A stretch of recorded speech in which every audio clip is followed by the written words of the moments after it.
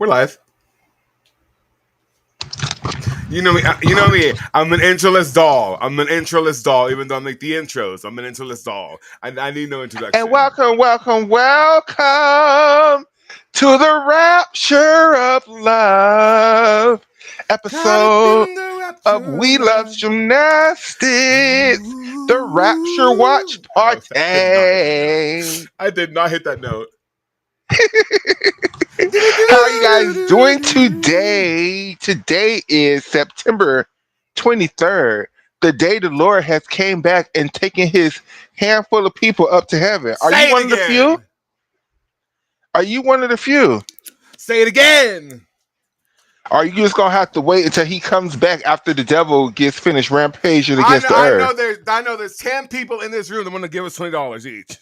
Close the doors. Close the doors. Period. So you guys, while we're waiting on the rapture to begin, now wouldn't it be some shit if we're talking shit addicts and then it just started? Oh, you would go. I would not. Like, I don't know. Sometimes I feel like I would. Sometimes I feel like I'll be right here with y'all waiting for round two. Like, oh no, I'm fairly certain that my atheist ass would not be taken. Oh, it wouldn't be a gag that I do get taken. I'd be like, what the hell? What the hell? What the helly? But do you think he would make it in round two when he came back after 1,000 years after letting the devil do his run? It's 7,000 years? No, just 7 years. Oh, 7. I'm so sorry, Christian people. After 7 years after the Lord how do I know that? Like, watch. I'd be number one. Would you make it in the second round of the rapture? If I'm left behind? Mm-hmm. Probably not. Probably not. And that's fine. You know what? I would much rather be here and be left behind than have to deal with all the motherfuckers up there. You know what I mean? Like at this point. This is the gag. I've always thought about this, right? Because conspiracy, and yes, we're talking gymnastics today, so forgive us. Because we got world teams announcements and we got people to talk about, and then we have an SI bullshit games that got postponed that we want to talk about, and we got Adex has to give a breakdown of all 3 interviews that he did this week because he had 3 wonderful interviews that we will talk about, and we could go over them and translate some parts into English and the part with Carla Narvis, I'm like, bitch, have I been hanging around you enough? Because I kind of understood the whole interview. Like, I know I am from Miami, so when I hang around, she was cunt, man.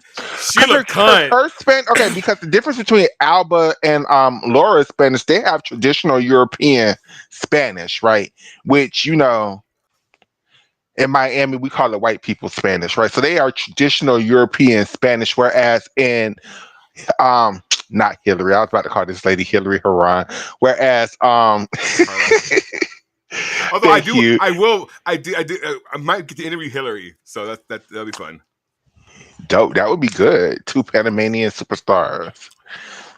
But her Spanish is a lot more like Cuban people Spanish, like Latin American people, like the Spanish I hear in Miami. So it's more familiar to me, so I could kind of pick up on a lot more of what she was talking about, more than I could pick up on Alba or Laura, because like the part when you was asking her about how she felt when the sun was in her face on the vaulting runway, I completely understood that whole conversation. Like, for whatever reason, I completely understood like everything she was saying. I don't know if it was her gestures or her facial expressions, but I completely understood like everything she was talking about. She was so classy, but she loves the mess. You could tell she loves the mess. And Mama was done. Like, I just wanted to get on. It was like, thank you for acting like we were a talk show, baby. Mama was done. Mama had her hair done, a nice little paint, a beautiful a little blouse. Like, Mama was done. Like, that's a star. You have to translate that whole interview and give it to the people. You have to translate that whole interview and give it to the people, because I'm debating on whether I should translate like using an AI who just dubs it, or like do it through subtitles. I'm still debating on that. I would go with. Like I can just dub it with an AI and it'll just overlay the English over the video. I would do it. I would do a little bit of both. Yeah, I'm playing around. You like, yeah, bitch. I ain't got time for doing both, bitch. It's one or the other, No, girl. so I'm leaving tomorrow, so I'm just like, what all can I do? And I still like. Here's the thing. I'm gonna be very transparent with y'all. I'm gonna keep it a buck. Am I worried about going to Mexico? Yes. Am I worried about going to Mexico in my mom's brand new car? Yes, even more. Hi, Rashad. Am I worried about? Here's the thing that worries me. I love Mexico. I am Mexican, but dicey. Okay, the crime, and then on the other hand, my mom is just very abusive on road trips. You know what I mean? And it's her new car, and she's a backseat driver. Oh, bitch! I'm gonna take 5-minute drill and just knock the fuck out, or like we're gonna have to do it somehow. Is it just you and your mom, or is it you, your mom, and your brother, or your father? Mom, my dad. My brother's staying here because he has to work. I'm like, oh, so do I. So yeah, going until she's staying until Saturday, but like it's always her. But like the moment I can head back, I'm heading back because I would much rather not have to access my computer remotely and stream zombiously and just like do it from here. And that's another thing, okay? If this motherfucker up in the White House decides for some fucking reason I'll close the borders while I'm in Mexico, what the fuck am I going to do? My computer's here. And Klaus? Now, if you see below, I am the head of HR at Antifa. So let's just start. Where do you want to start? Because I don't know. It's a lot, and I still have to go to work this afternoon. This is why I wanted to jump on as early as possible so we could give the people a nice little show. So I don't want to feel rushed. Yeah. First of all, I want to apologize to Adex. We were supposed to do this yesterday, but my stomach was giving me the business, and I just had. Y'all can see, I wasn't even on Twitter all day yesterday. Like my stomach was giving me the business. Like I wasn't even on Twitter, but the best of the Bee Gees. The best of the Bee Gees. I'm telling you. But then Adex sent me this wonderful graphic of the Rapture that it's one of my favorite things that you've ever done. That shit is so cute. It's hilarious. I am the devil. Let's start off with the SI games. Oh God. Because that's okay. All right. Because that's a mess, and the people is here for the mess. Yeah. I just want to say that. Okay, for me personally, on the SI games, I don't have any insight. Hey, Rashad from Paris. Hey, boo. Hey, I do. I do. I have some information. And post them all, Rashad. We're here to answer them all, baby. First of all, I want to say. Yeah, I'll let you say what you need to say, and then I'll give you the business that correct. I know at least. I want to say that if Sports Illustrated can't get this professional league thing, and it's Sports Illustrated, right? It's Sports Illustrated. It's not like I don't know some random people who's trying to throw like, and it wasn't just a gymnastics competition. Now it was a multi-sport, multi-sports Olympic style. We used to have this thing in America called the Goodwill Games. I would equate it to that, what they were trying to start. Yeah. Not as much difficulty for gymnastics because like the Goodwill Games was basically a regular like Worlds, basically, right? And I think, it's great that the attempt to bring in different competitions, different levels of competitions, right? Every competition in gymnastics don't need to be the elite level. We're not trying to send everybody to the damn Olympics, but if they can get this professional shit right, it looks real sketchy for the professional gymnastics league because it's like Sports Illustrated with all of their funding and they had names coming to this thing like international names, USA names in gymnastics. Like this wasn't like some little ditty Jayla Hain going to this thing. This ain't no city championships.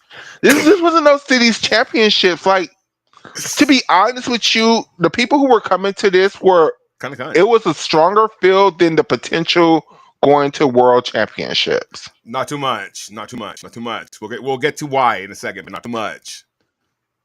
I'm not saying they were doing as much world championship. I'm just saying the names. Like it was more names here that you had to look forward to than possibly even at world championships that you recognize, like Jay Carey, Charlize Jones was supposed to compete there. Like, and you feel some type of way about Jay Carey competing there.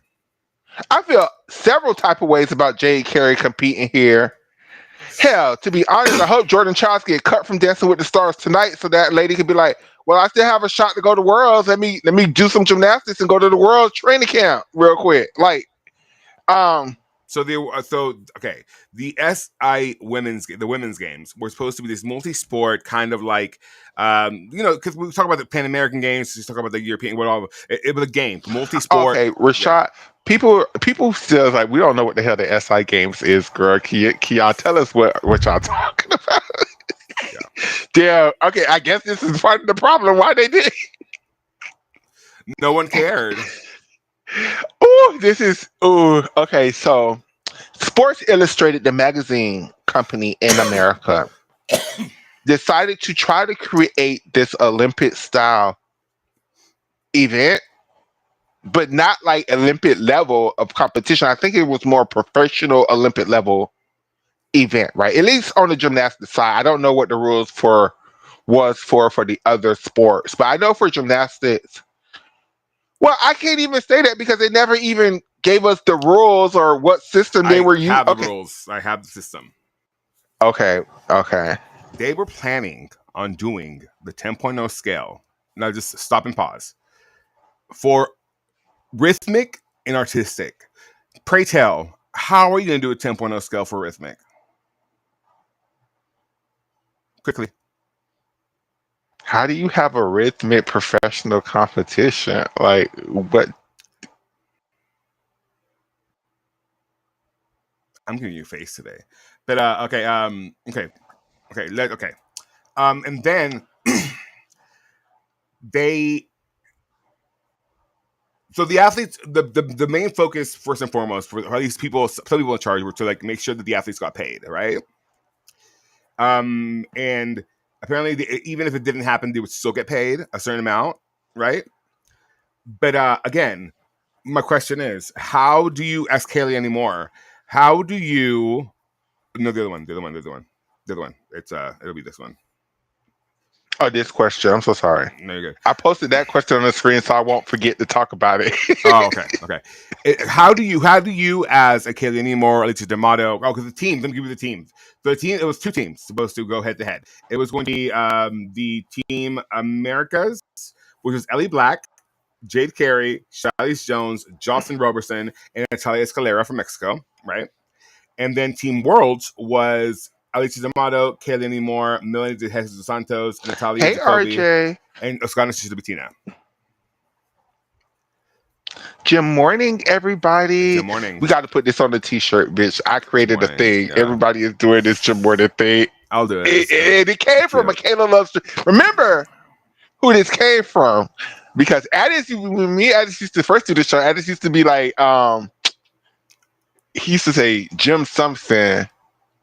It was like whatever holiday it was like Jimtober or something like. So then I just started like Jim Morning. So remember, Jim Morning came from Michaela Loves Gymnastics. Now, fantastic. To answer the question of just confusing already, because in America, one of the hard things I'm coming to realize as an American gymnastics fan is that other places in America, other places around the globe includes North and South America as part of America, and whereas we in America, we in the United States are taught that, huh? No, I said never. The question, yeah, girl. So when the people, so when you're saying that you're doing America versus the world, and you're including the Canadians and the Mexicans and the South Americans as the Americans, that already is fucking up the people who were born in the USA up, because they're like, but wait, they're Canadian. Isn't it supposed to be the Americans versus the world? So but off they are rip, that's they are already Americans technically. they are okay. And see, this is how I've come to justify this whole thing, right? When I say American or you're an American, that you got to understand. I'm talking about from the United States, America. When I'm saying you're from the Americas, divided states with of the America, S but at the end, like Americas, meaning North and South Americas. America. I think that, for me, justify including North and South Americas as North and South Americans. But bitch, yeah, it's just very offensive that y'all are acting like we're slow or something, because our fucking school system teaches us that we are Americans, y'all are North Others. Americans and South Americans, but we are the Americans. But we all come from the continent. And see, that's the other thing. Like in some places in the world, there's only 6 continents. We grew up, there are 7 continents. Oh yeah, my mom. They count. Yeah, my mom had 5. A lot of places count 5 because they count Europe and Asia as one continent, and they count North and South America as one continent. So you can't treat us like we're dumb when this is literally what they teach us. Like you could educate, instead of being so offensive, try educate, because you just got to understand, yes, we're Americans, but they teach us different shit. Like we literally have a different way of counting. We don't count kilometers, we count miles. So we just do shit differently in America. So like, give us some grace, bitch. So off rip, that was their first mistake, bitch. Like, if you're gonna do, you got to do America versus the world, or the continent of Americas versus the world. But to do that, America versus the world, and include the Canadians and everybody else, off rip in America, the USA, that was gonna be a no-go. Michaela's a Republican. Clearly, I'm not, because I will be raptured right now. Praise Jesus. But yeah, no. What still gags me, like, you make valid points. But at the end of the day, what gags me is, girl, how do you do 10 for rhythmic? Hell, how do you do 10 for these elite level gymnasts that has never competed? What is Kayla Moore gonna do? Like a cap kip handstand, Van Leuven. I mean, at least the USA girls, they have the NCAA system to, even if they're not in the NCAA, to model routines after. So they'd be like, okay, if this got a 10 in the NCAA, I could do that. But what are the rest of the, like? Natalia's never been in the NCAA. Like Ellie Black wouldn't know what the fuck to do. Like, come on now. Is it gonna be like the is it a real competition, or is it the Aurora Games? Like, it's like the Aurora Games. Let me describe to you what was in the press releases. This is so it was Jerry Solomon, who was a professional sports agent and executive producer and founder of the SI Women's Games. He is committed to women's sports. The SI Women's Games is an all-new women's all-star event that is specifically designed to give female athletes a platform for both their athletic prowess. I didn't know this was just a women's thing. I thought it was okay. Oh, just a woman. Yeah, it's a woman. Little fair. I see why Jay Carey wants to compete here now. Obviously. I'm just so sorry. Jay, you know we live for you, right? You know these are just you're a lesbian. You got to understand the gay humor, right? It's just you gotta get with your family now. You gotta get with your family, girl. You got to understand, especially now that you're an out lesbian. It's just jokes. We're just doing this because we love you, girl. Especially me. I love you, Jay Carey, for real.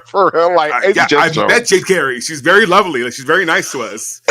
She's very nice to us. It's just jokes. Like, incidentally, she does like us. Like, she's very even nice. Jordan, when I be like, what brand of tuna do you like? I'm dead ass serious, but it's just jokes. It's just jokes. And Jordan, Jordan used our producer, once producer, Carly, as a guardrail when she like stepped down to the seat. So, you know, we had interaction with Jordan too. And we love Jaina. Gina, you're my favorite. Gina, you're my second favorite gymnastics parent. Yeah. Yeah. Tiki is number one. Well, obviously. But I'm like thinking, oh well, you know what? I love Zoe Miller's mom. Zoe Miller's mom and Tia Kyoko's mom are both very lovely ladies. Oh, and Shay Campbell's mom. So I guess mine would be. Oh, Shay Campbell's mom. Well, that's Adex friend. No offense to you, Shay Campbell's mom. Hi, Leah. Okay. So that's your word. That's the SI Games. I mean, that it hasn't been canceled. Been postponed. It has been postponed. But you have 30 days to get your refund. And if you don't get your refund, then you have to wait for the next one and see what they rescheduled it for. And I hope they do reschedule. I hope this isn't just a failed attempt at another professional thing. I just hope, and y'all can have this. I'm giving this to the gymnastics community for free. Okay. Whatever they commit to the date of the SI Games, right? The SI Games need to be whatever the professional league version of the World Championships, right? And you need to also pump out the Pro League on top of the SI Games, so you could do the Pro League, maybe like 4 or 5 competitions leading up to the SI Games, right? Have that be your nationals. Correct, or World Championships or whatever, and don't make it like a USA versus, because when you do that USA versus, automatically me as a gymnastics fan, I lose interest because I already know whatever the USA do, you're gonna make them win, right? They could fall on everything, but they're gonna win, right? So Obviously. It needs to be individual World Cup, every woman for themselves type of thing. And it needs to be some kind of prize financially at the end of the thing where people are trying to achieve something. Why are you looking like that? Oh, they just announced that Drew Brees will be hold on, what did they say? Drew Brees will reportedly be a weekly contributor on ESPN's First Take. Drew Brees. I'm sorry I asked. Do you know who Drew Brees is? The Saints quarterback? I guess. The white guy. Yeah. But I mean, that can be many people. True. But I think I know who he is. Yeah. But sorry for interrupting you. No, you're fine. But it just needs to be the SI Games need to be the ending of the season, not the beginning of a season. It shouldn't be especially if it's a professional. Now, if you decide to turn the SI event into just another elite gymnastics event, that's cool too. Yeah, I mean, that'd be kind of cunt.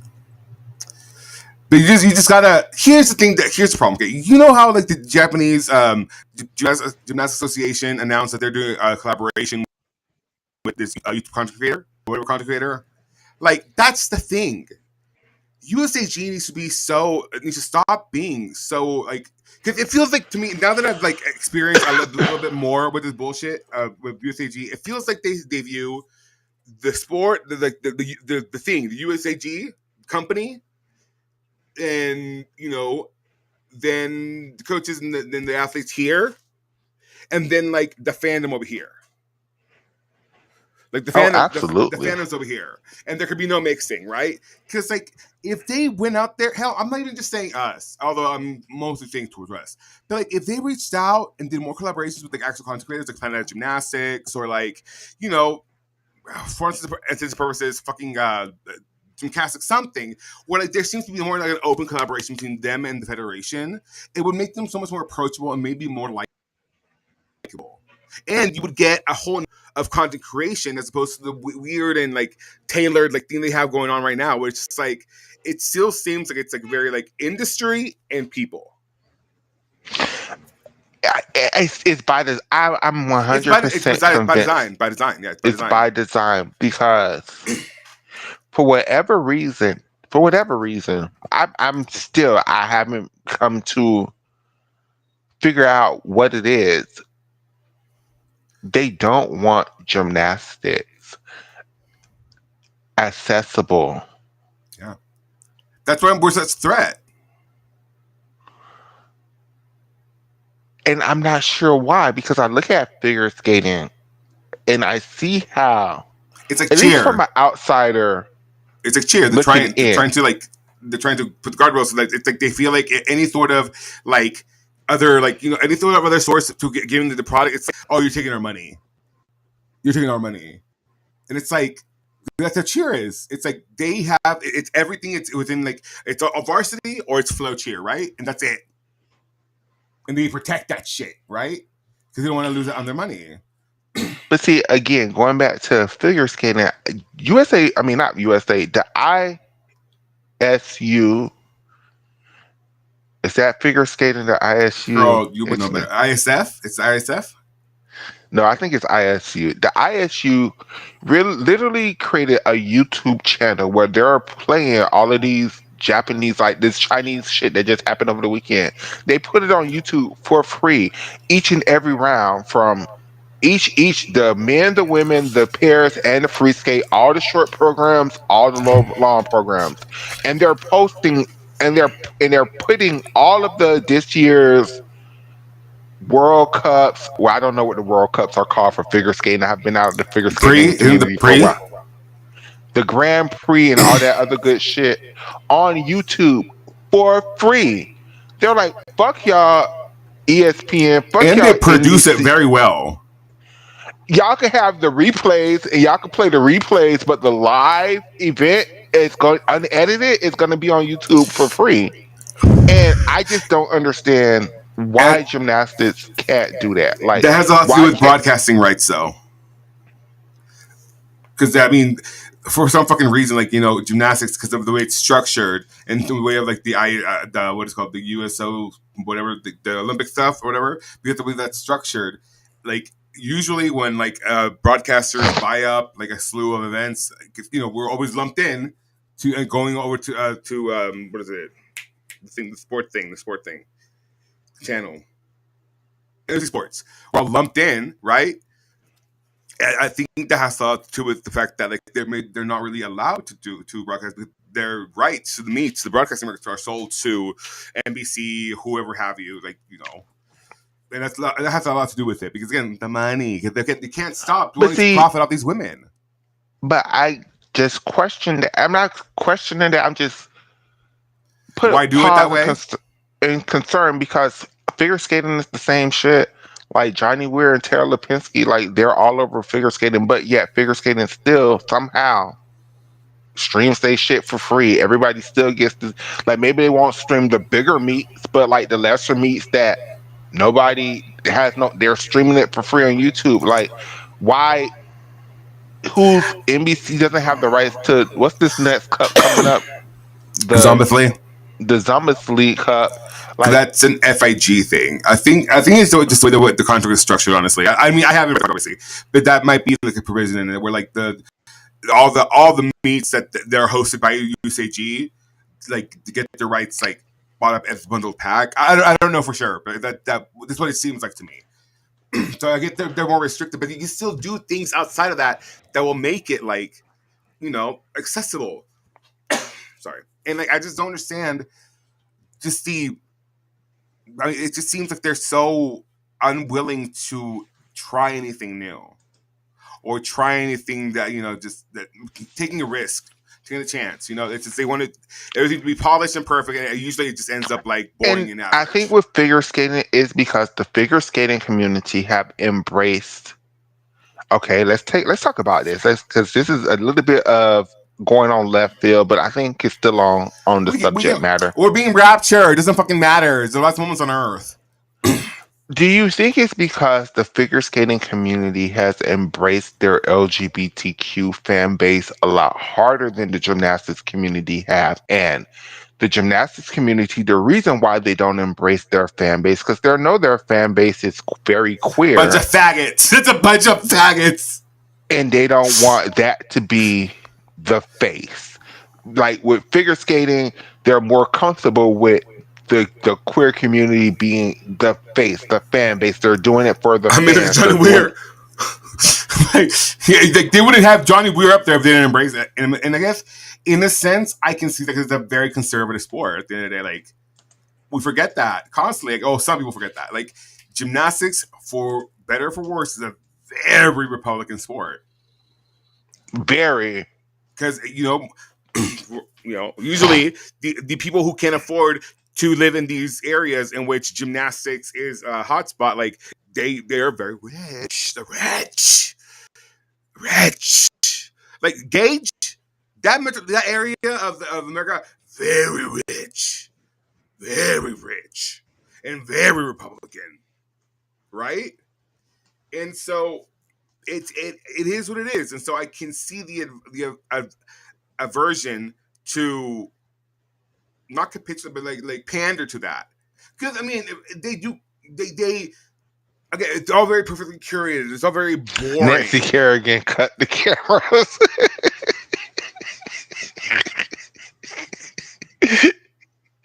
Oh, that was funny, RJ. Tanya, where's Tanya?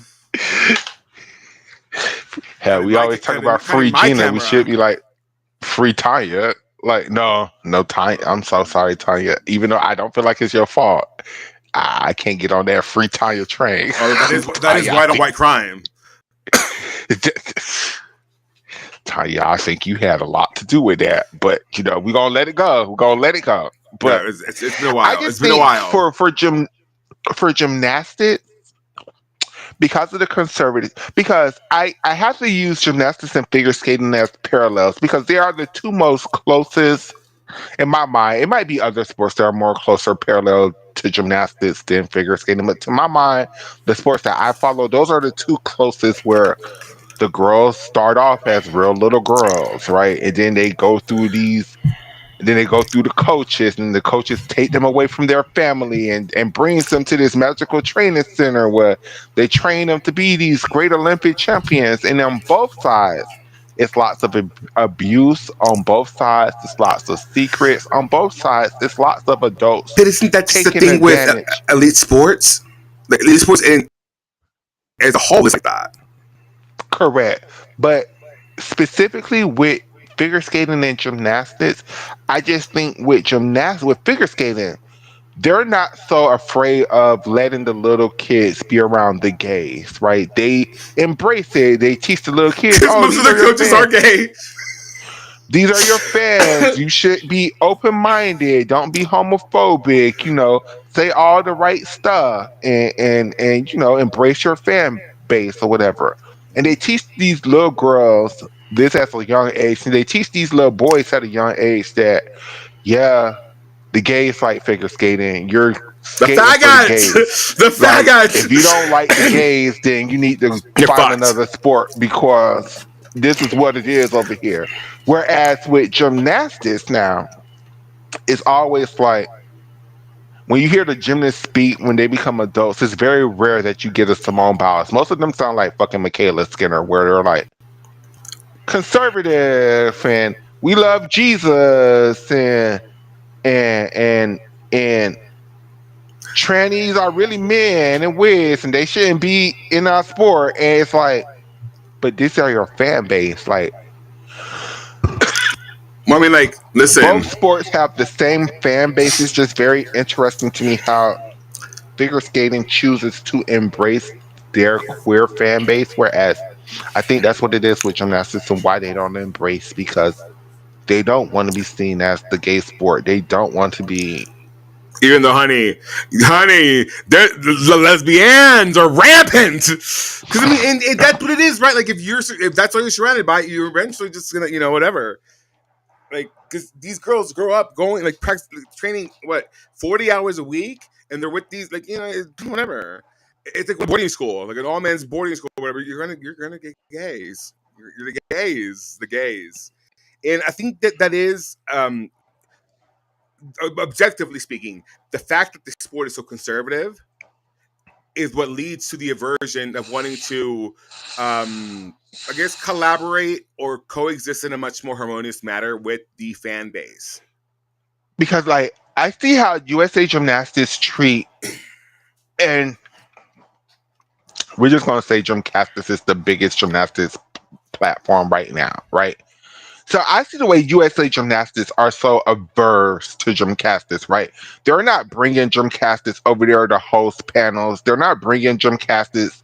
I mean, like they give Gymcastics passes, right? They give Gymcastics a little bit more access than they give other people, but they haven't fully like embraced Gymcastics with open arms. Where it's like USA Gymnastics and Gymcastics are like one thing. Where it's like I remember the way USA figure skating was with the skating lessons. Like they were very tied together. Like if the skating lesson said something, you better believe it came from USA figure skating. Like so, and they were very openly gay. They were very openly queer. They didn't have to hide it, right? They didn't have to conform. They didn't have to tone their messiness down so the conservatives wouldn't freak out. Like people understood when you watched it, because it was the gays that they knew this is where like I The guess faggots! The correct. And it's faggots! like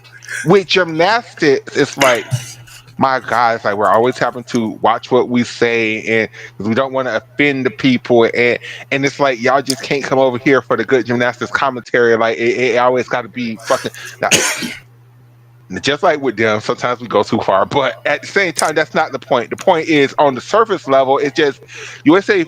Even okay, take us out of it. I'm bringing back gymnastics in it.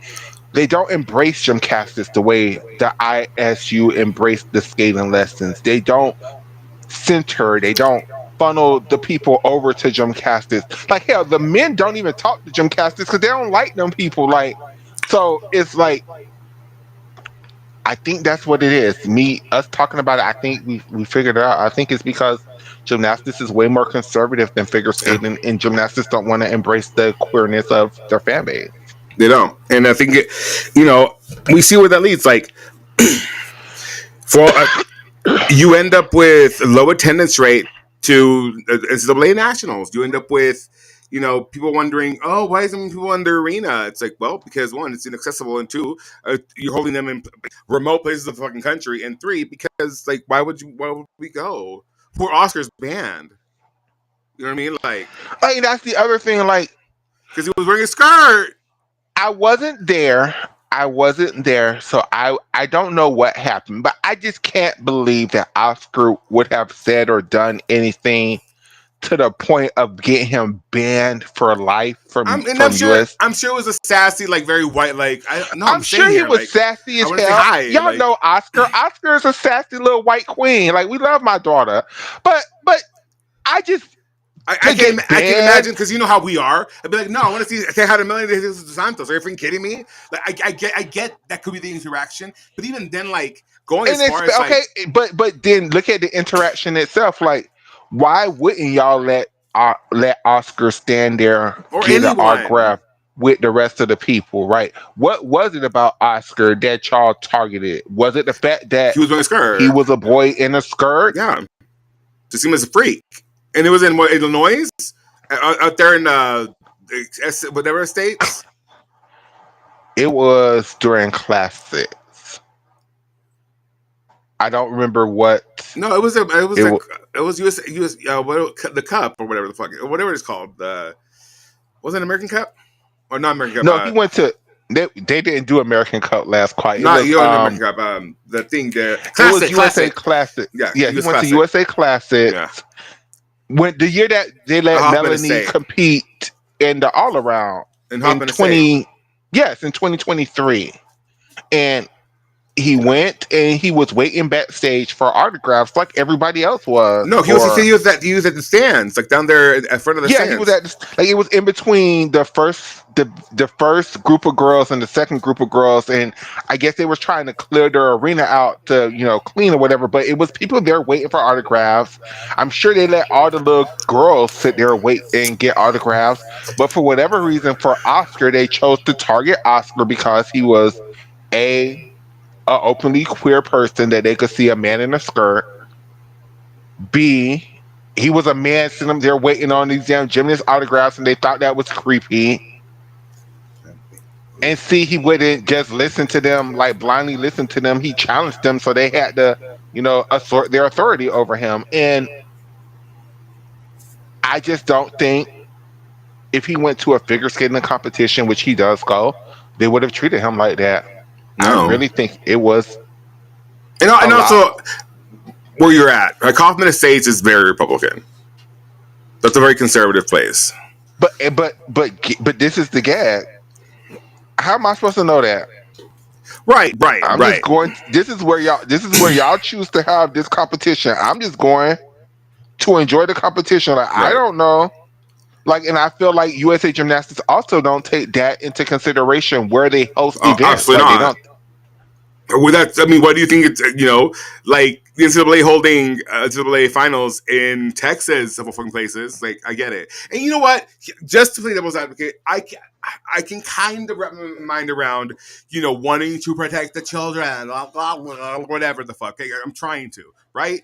But like, at which point do you then decide, oh, I'm escalating this to like getting the police involved, getting this person out of this arena, and like, like in what sense is that a threat? Like that big of a threat where like you like are But literally like following him around outside of the arena? Like, at what point does it turn into that? Like, and then that's what I don't get. Like, okay, sure, get him out, fine. Even if he's being combative, I get it. I get it. But like, at what point do you then have police following him around the arena and then go as far as like banning him from all competitions? Like, you know what I mean? That's when it's like, dude, you're putting 20 on 10. You're putting 20 on 10. 20 on 10, and it's like,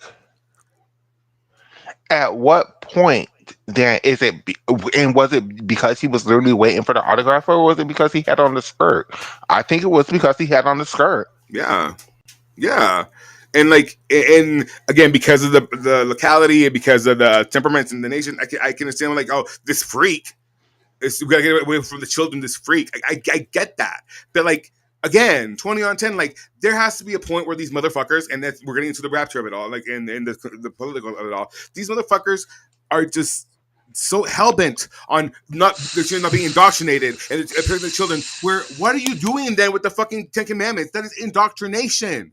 Like all this bullshit that you're doing, that's indoctrination. Fucking removing critical race theory, indoctrination. What the fuck is like? It's just I can't right now. I'm mad.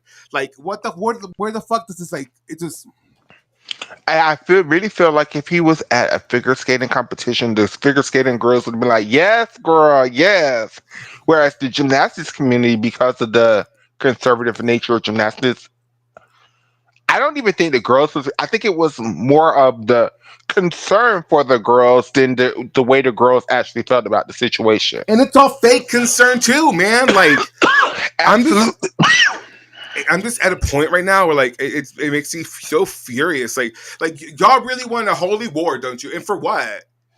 A holy war for what? Like who is gonna fight this holy war for you? First off, because all of y'all lazy and fat and ugly. Period. Like who's gonna fight this holy war, bitch? I'm not gonna fight no holy war. Don't come to my door. All right. Like I will bust a cap in somebody. Like what are you talking about? And then What are you it's just talking like about? protect the Literally. children. If you want to protect the children, why isn't the fucking pedophile in the White House in prison? Why isn't Pam Bondi all like? And the more you look at it, Michaela, the more it's fucking interconnected. Fucking Erica Kirk, Charlie Kirk's wife. Okay? Oh my god! Oh my god, Michaela, pay attention. Okay, so and I'm sorry we're pivoting, but I gotta get this out of my system. So this bitch at 17 years old starts her own ministry, right? And this starts working with the fucking Romanian government, right? She takes the ministry over there. And they had to ask them, or they removed them from the country because they were tied to sex trafficking children in Romania. Wait, what? So yes. Then she comes back and she gets offered to be a model and a beauty pageant queen out of nowhere. She's never done it in her life. And then she wins fucking Miss Arizona. And she becomes a fucking real estate agent in New York, working for the same people that were fucking. And then guess who introduces Erica Kirk to Charlie? Trump. And then Bibi Netanyahu was going to donate like $50 million, Turning Point. Charlie turns it down. And now all of a sudden that Charlie's gone. Oh, they recently had to declare more assets in Turning Point. They just announced this huge donation. Connect the dots.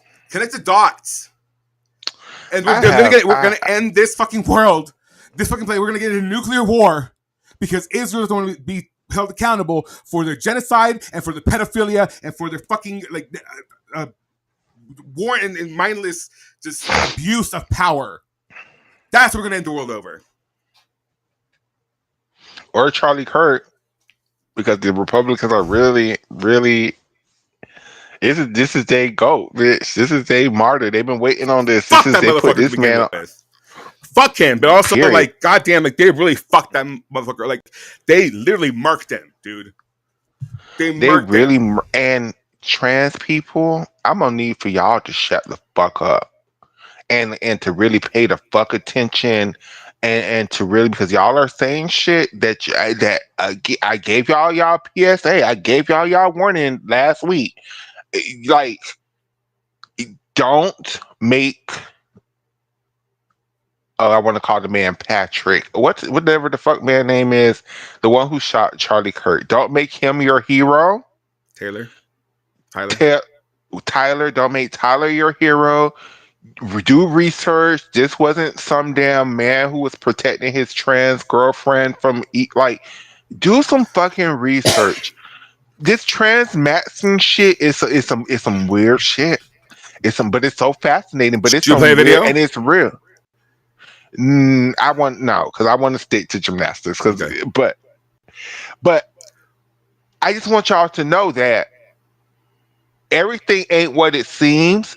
And when I told y'all this 2 years ago, when I told y'all this a year ago, when I told y'all this shit 3 years ago, that we need to start protecting the trans identity, and y'all was looking at me like I'm some damn.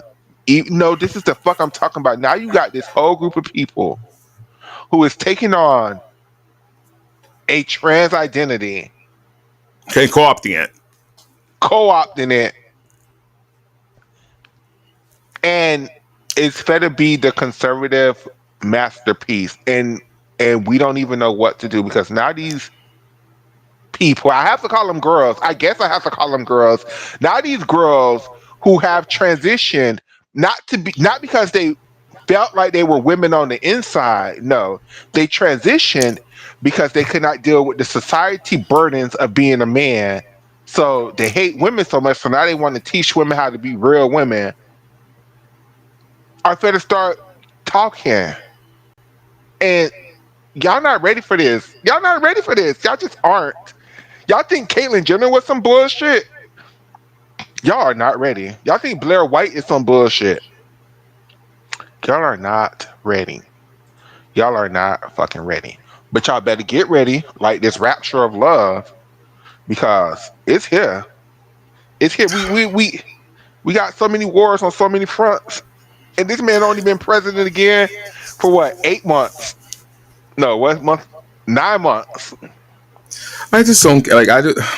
It's like, in what sense of the world, like in one sense of existence, you then want to willfully go to work and willfully do all this and that when you're literally like, it's terrifying. It's terrifying because it seems like no one's doing anything to stop it. Like, there's clearly these people are clearly culpable. Like, it's like you could send them to jail. Last night, Adex, something really shook me to my core.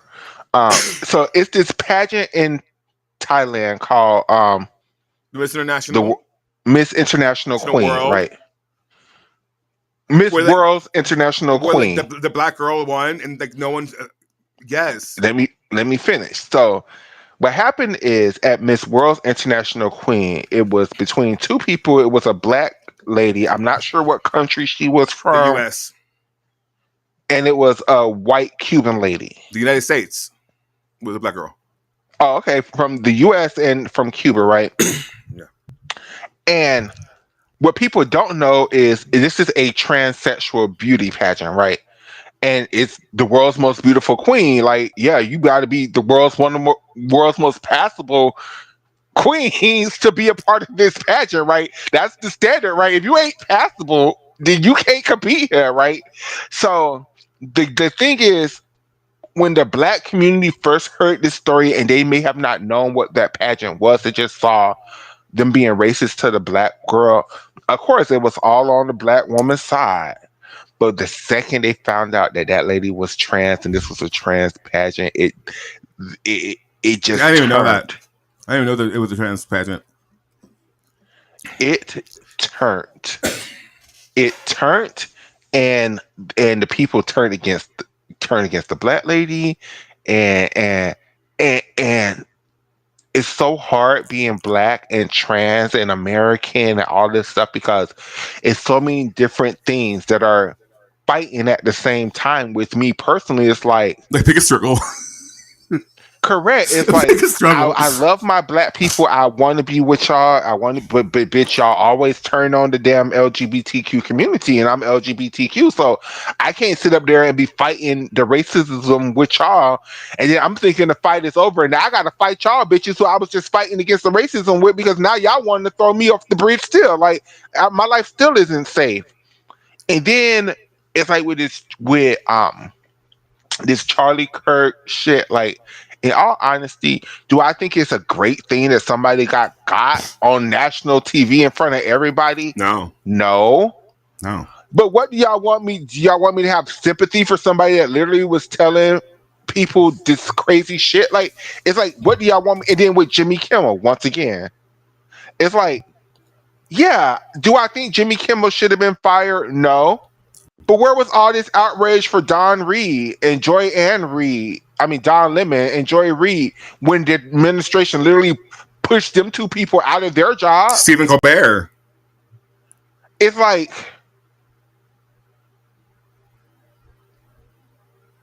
And then not to mention, follow the money. Follow the money. This wasn't about fucking Jimmy Kimmel. This is about a company who's trying to merge and like with another company wanting to play by the president because the president has to okay it. To continue to make a profit even more. Like, follow the money, man. Follow the money. That's what I'm telling you. Like, you have to be like media literate. You have to. There's Shayna. Hey, Queen. Hold on. You have to. Oh my God. You have to. Media literacy is so important in times like this. Shayna. Good evening. Well, good morning. How you doing, baby doll? Good morning. Oh, I'm dandy like candy. So you haven't been raptured? Sleeping. Was you raptured last night, sister? Were you raptured?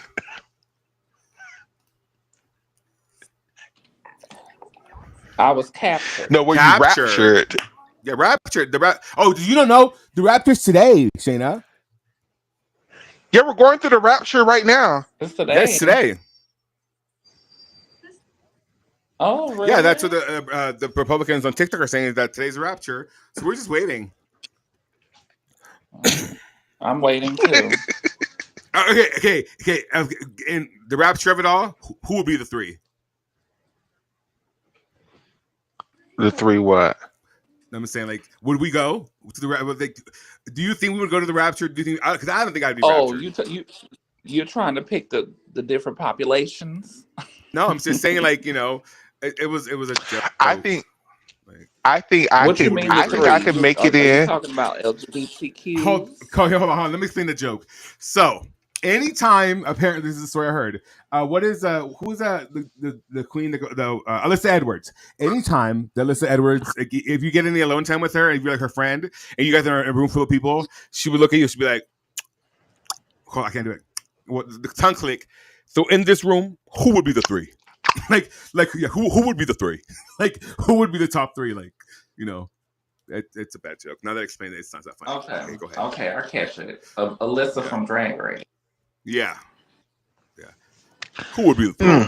I don't know if I can make it the first go round, but I can kind of make it the second go round. I feel like, honestly, we would get raptured. Low key. But this is the gag, though. I'm glad you said that because so what if this happens, right? You all are waiting for this rapture, right? And in the rapture, the Bible says only like 144,000 people going to heaven out of all the billions of people on the earth. So what if you are in the rapture, right? And you get to float up, right? And then, bitch, they enslave y'all ass and take y'all to another planet, bitch. And now y'all are damn the enslavement people of this damn other race of people. Oh, you mean like, if the Nephilim come back or whatever the fuck, the Anunnaki, whatever. How would y'all react to that? If they only wanted the white people to go. Part 2. Period. What if the rapture was another group and they found another planet and they're giving us another planet for free and they're bringing us to this other planet, but it's only black people or only the people that have been done wrong in this world? How would y'all feel then? Hilarious. That'd be a real gag, man. That would be the gag. I'm gonna become those are real tears. Okay, it's no problem. No, and then part 3 to the rapture. What if you float up and then you get to a certain point and you just fall right back down? Then what? Right, because you're too cocky. You're too cocky. You're just floating up into the heavens, and then you be like, "Bitch, there is no heaven, bitch. We're just out in outer space right now, bitch. What's see?" Okay, just lay right there. Heaven? What? Not heaven. I'm talking about like you know how people think like heaven is in the clouds, like, but there's like no physical spot of where heaven is supposed to be at, right? So when people say the rapture, they're envisioning them just floating up and then going to the clouds. And in the clouds, they're in heaven. But what if I guess it would be like you travel like to another dimension, maybe? I don't fucking know how that works. I would think it would be like the Thanos snap. Like if it was a real rapture, like wouldn't Jesus be able to just snap his fingers and just bring you there? Like I guess you wouldn't notice it was even happening. It would just happen. It would just happen. Like Correct. It wouldn't be no. It would be like if an alien, like if this comet shit was really an alien spaceship, like it would just happen. There's nothing you can do to prepare for it. It would just happen, and you'd be like, "Damn." Now, would you go naked to heaven? I would assume so. So that's why the joke is like, when they get left behind, it's because it's like, you just you left, your clothes are left or something. But yeah, because I don't think it would be like it would have to be just snap thing. Because if you are getting sucked up into the air, you wouldn't leave your clothes behind. You wouldn't just get naked, right? Like, I think the concept or the thought is that you are transported somewhere, and that's why your clothes are left behind, right? Because you leave with nothing. So therefore, like it'll be at least it's a spaceship. But no, even then, like it to me, the concept is like your clothes are left behind because you are snatched from this earth, right? And you take nothing with you. So it's just like if it's snap, then yeah, your clothes fall down to the ground. That's why the clothes end up like in the heap. Or if it's like Sail, where Soul sucks you up into the thing, right? I mean, because everybody, when they picture heaven, they picture them going up to the white pearly gates, them getting some angel wings, and them having on white robes, all walking around in white robes, right? Do you just wake up and you have on a white robe? Like where does these white robes come from? The logistics of it are just all off. Is it earthly cotton that's making up these heavenly robes? What are the fibers here? What are we talking about? Is it polyfiber? I thought that's against the Bible. Because you can't wear mixed fabrics. Like, what's going on here? Like, where do they get the gold to pave everything in gold from in heaven? Right, because the Anunnaki came here for the gold, right? That's what they created humans to work for to harvest the gold and shit, right? Sometimes you Christians make it really hard to be a believer of the Lord because y'all just do and say some shit, and like this rapture shit. That's why you don't take out books from the Bible. Because isn't this all in Enoch or whatever the fuck that they meet the people and then the angels came down and fucked the humans that they created the Nephilim, right? Like, what's going on? What if y'all be gagging the Scientology people got it right? No. I would be gagged. No. Well, anyways, it's like in the good place. Sorry. I just have thoughts about the afterlife. Like, yeah, one more and we thing. don't, and I don't followed you down this path, and we done been here for 15 minutes. For me, I feel like it works more like The Good Place, that show. I never saw that show before. It's so good. You should watch it. It's so good.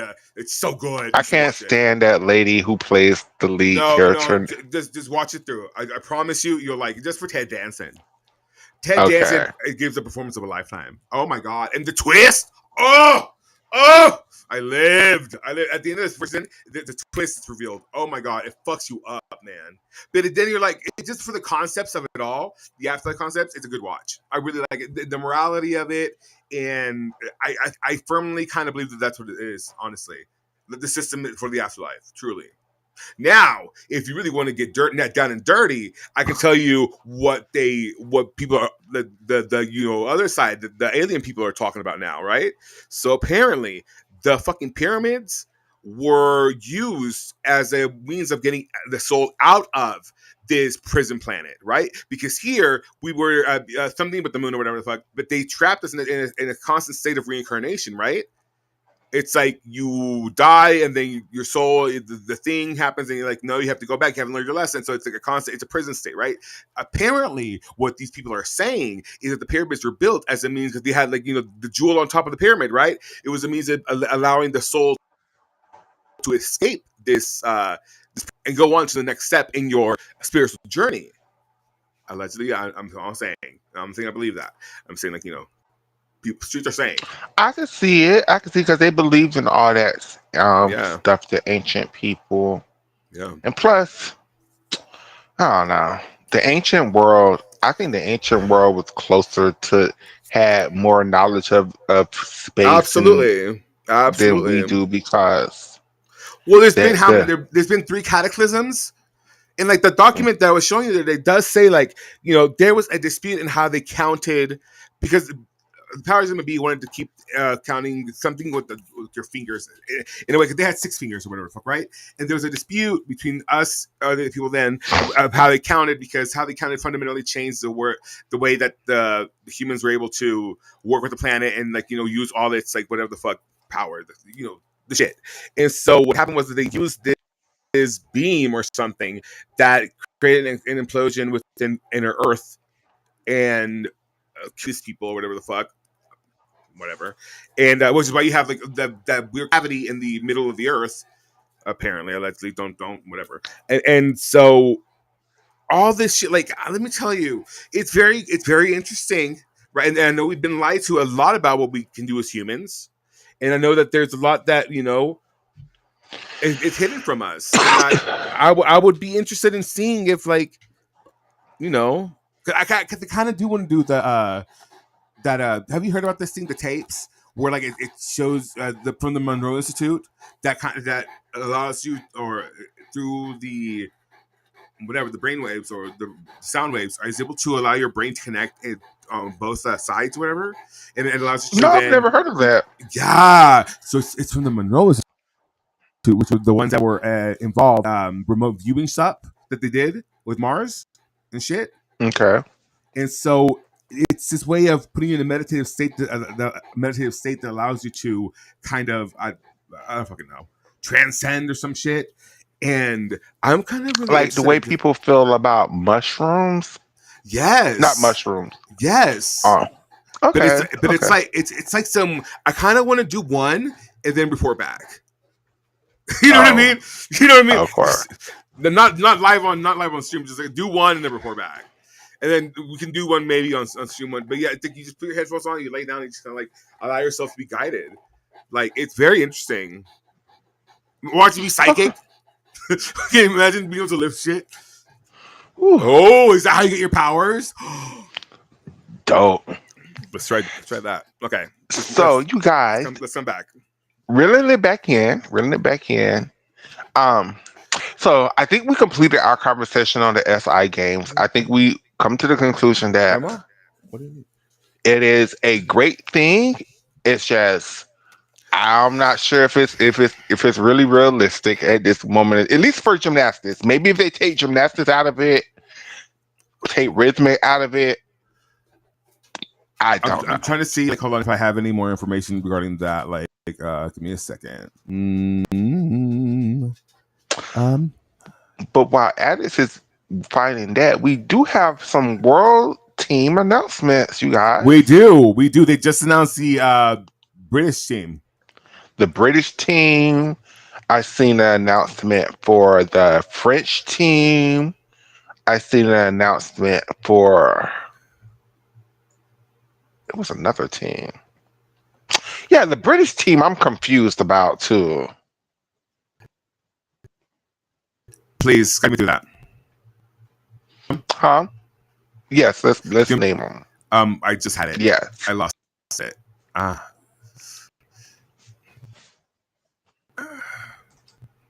Give me a second. And Shayna just posted it in the group chat. Oh, did she? Mm-hmm. Oh, thank you. Okay, so your world team for the Brits. Can you put it on the screen? I can. Yay. Crocodile tears. Rashad, I was actually crying. I got really emotional for a second. Let me live. Okay, so the British team for Worlds is Abigail Martin, Aliyah Liet, Ruby Evans, and Shantae Eve Amanakwa.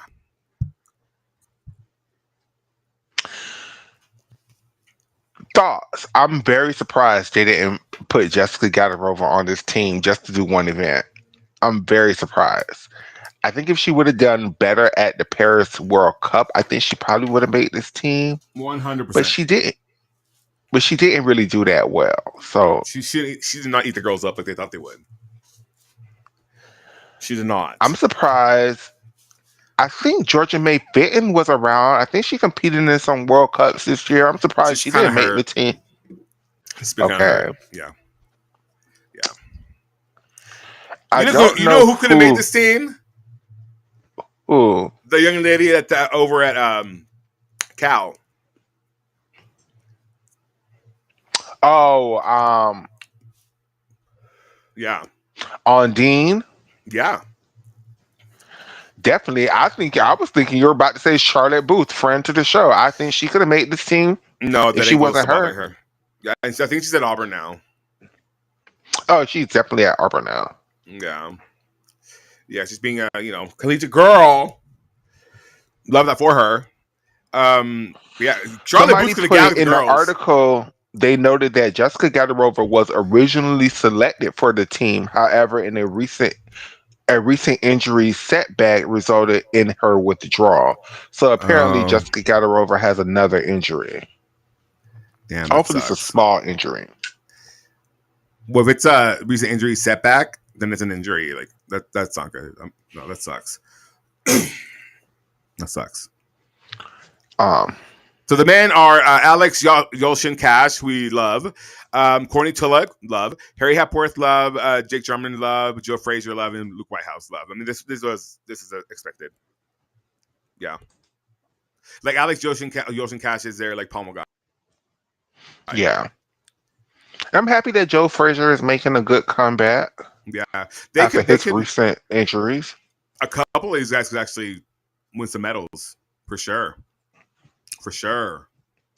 Courtney, if he could get that ring routine on point, I think he should be a medal contender on rings.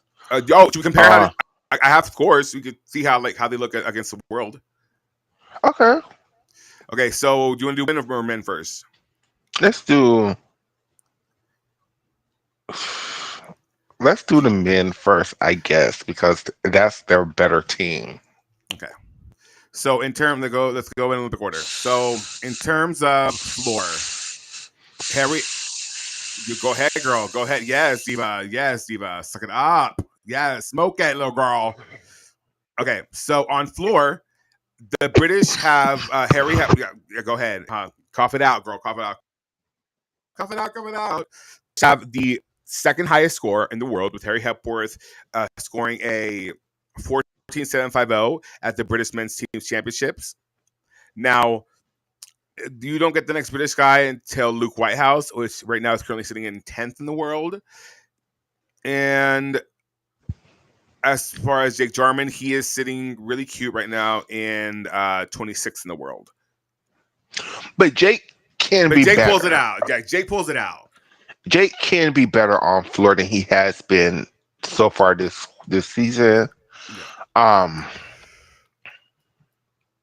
But I do think all three of them, if they make it to finals, have a shot at medaling. Yeah. Well, only two of them, remember? I mean, whichever two of the three makes it through, that's what I mean. So I'm so sorry. I mean, they'll all rank, but it's like who's going to make it to per country. Correct. Yeah. Okay, so that's on floor. If we... What's the thing on? If we go to Pommel Horse... Go ahead, you cough it out. Girl, cough it. Yes, girl, cough it out, diva. Let it out, diva. So sorry. Yes, Jesus. Okay. So Alexander Yelchin Cash right now has the 8th highest score in the world on Pommel Horse with a 14.950. And that's if, well, actually, if we take out, okay, it'd be 1, 2, 3, 4, 5, 6. He's 7th in the world. That's not bad. Not bad. So he's within striking distance because, I mean, 14.950, and then the next score above his 14.966, then 14.966, and then you get the 15s. So, you know, he's within striking distance. And again, it's Pommel Horse. You could falter and fall. So we have to be wary of that. And it's a 14.9. It's very so correct. He could medal. There's a good chance of him medaling there. If we then move forward to Sil Rings, you have Courtney Tulloch down in 8th in the world. But if you take out the repeated entries, you get with 1, 2, 3, 4, 5. He's 5th in the world. That's striking distance. Well, yeah. Well, kind of. His he has a 5.8 difficulty, whereas the rest of the world has like a 5.9. And Donnell, okay, so we need to talk about this team competition they had. You know, the training they had that we were watching on Instagram Live. If you didn't catch it, I'm sure someone's posted it by now because they left the live up. Let's talk. Okay, really down and dirty real quick, okay? I have certain if you will, where you know this flip now, sorry, thing that they have, right? So okay, you because once again, right, you have to do the yearly subscription, right? Or it's difficult to find like the $9.99 unless you just buy that competition, right? So shit like this, like that camp should have been on there for free, if not. Like, you should have produced a little bit more and not have fucking the guy, because you were there, bitch. You were dual screening it with the guys. Like, this is what I'm talking about.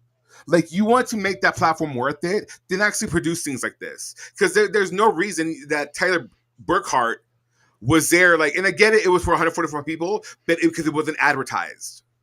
It was not advertised at all. They just went live. Right? And I'm sure it was on the calendar, but like, this is what I'm saying.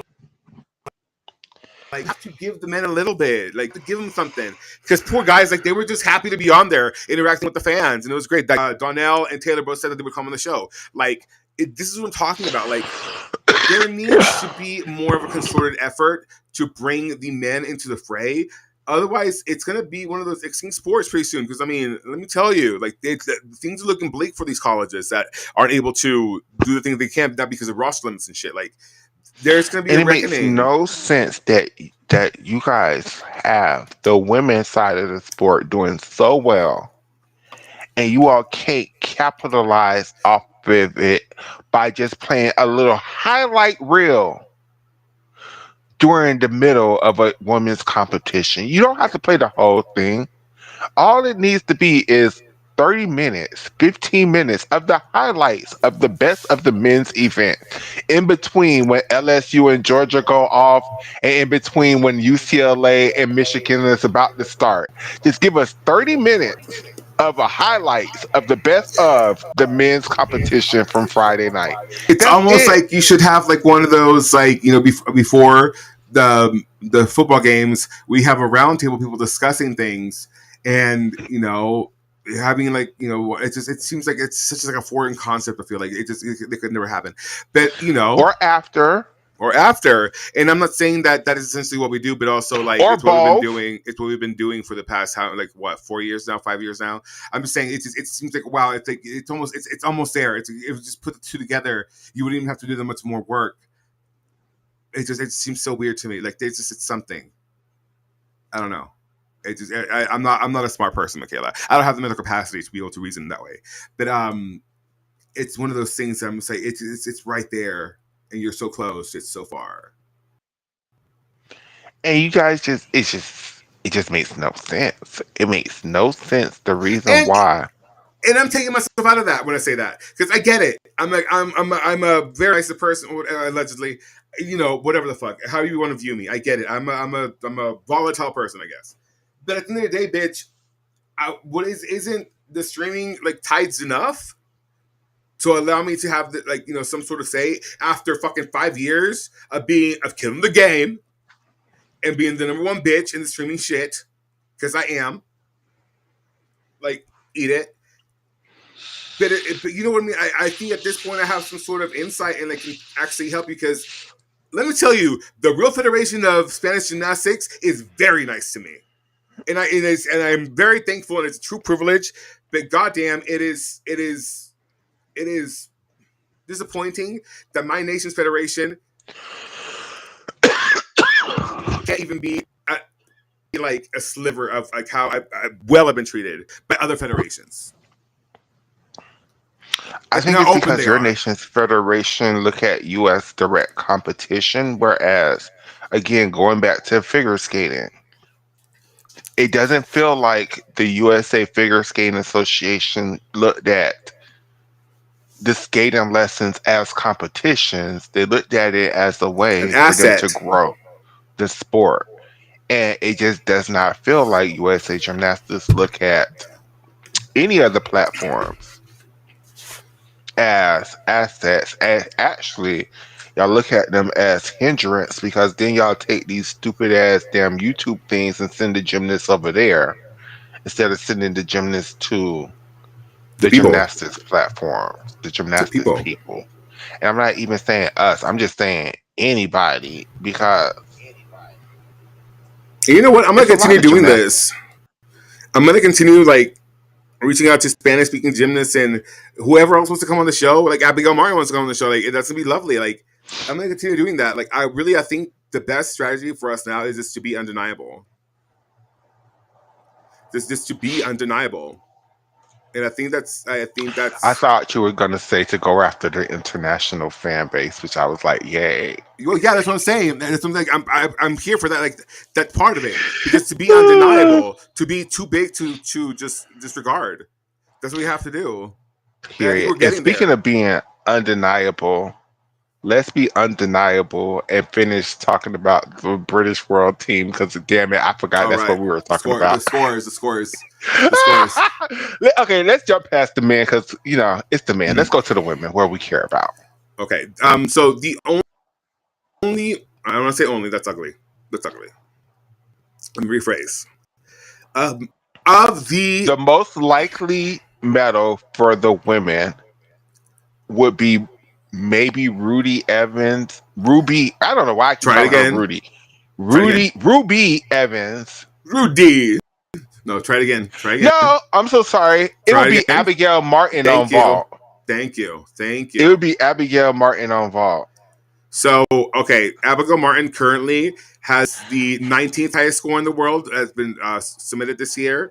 But then you take away, you have to take away, let's see, Leanne is there, Danielle Lan, Lu Junru, Carla Navas. Oh, hold on. The cutest moment of the interview was Carla, when we asked Carla if she knew what place she was in the world right now.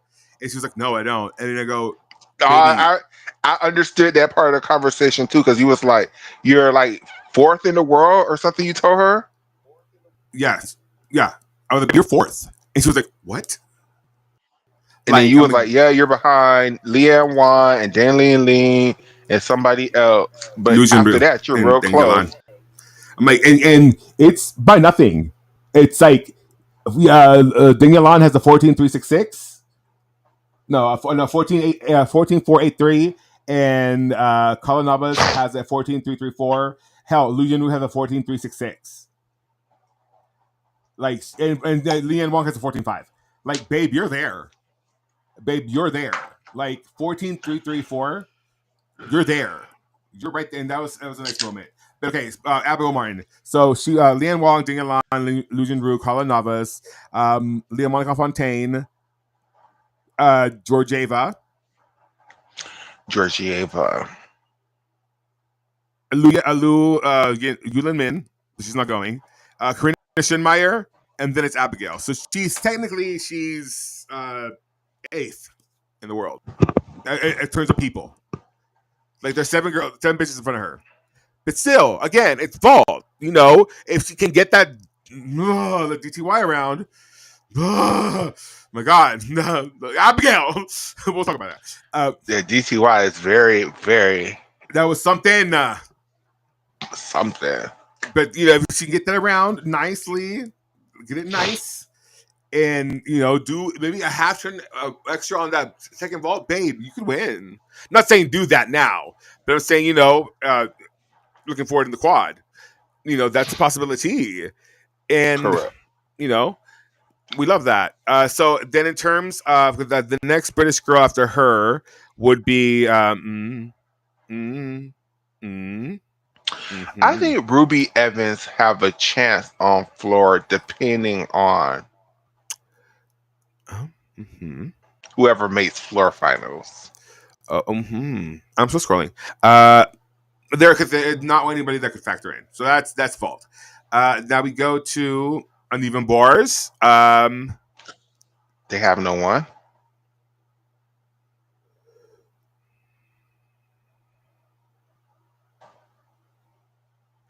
I'm still scrolling. Moving on to Balance Beam. Also on Beam. So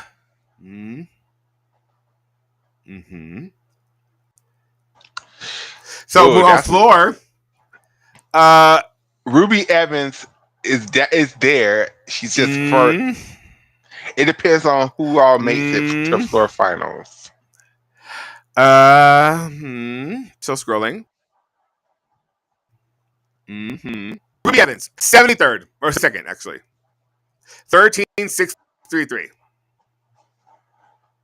And that was the qualifying. Is that she really that low? Oh my God, let me hold on. Evans. Oh shit. Yeah, babe, that's it. Damn. I think she's probably going to make floor finals depending on who goes. Right, because so the highest scores are Kamakova with the 14.533, right? And then you have Esposito, who might not go. You have Hezzy Rivera, then Jocelyn Robertson, then Aiko Sugihara, Leila Vaseva, Zhang Yihan, Sugihara, and then you have Roshina, then you have Sullivan, Esponda. Sullivan's not going, so you could take that name off the list. Shirina. So 13.6 something is a good score for floor. She could do it.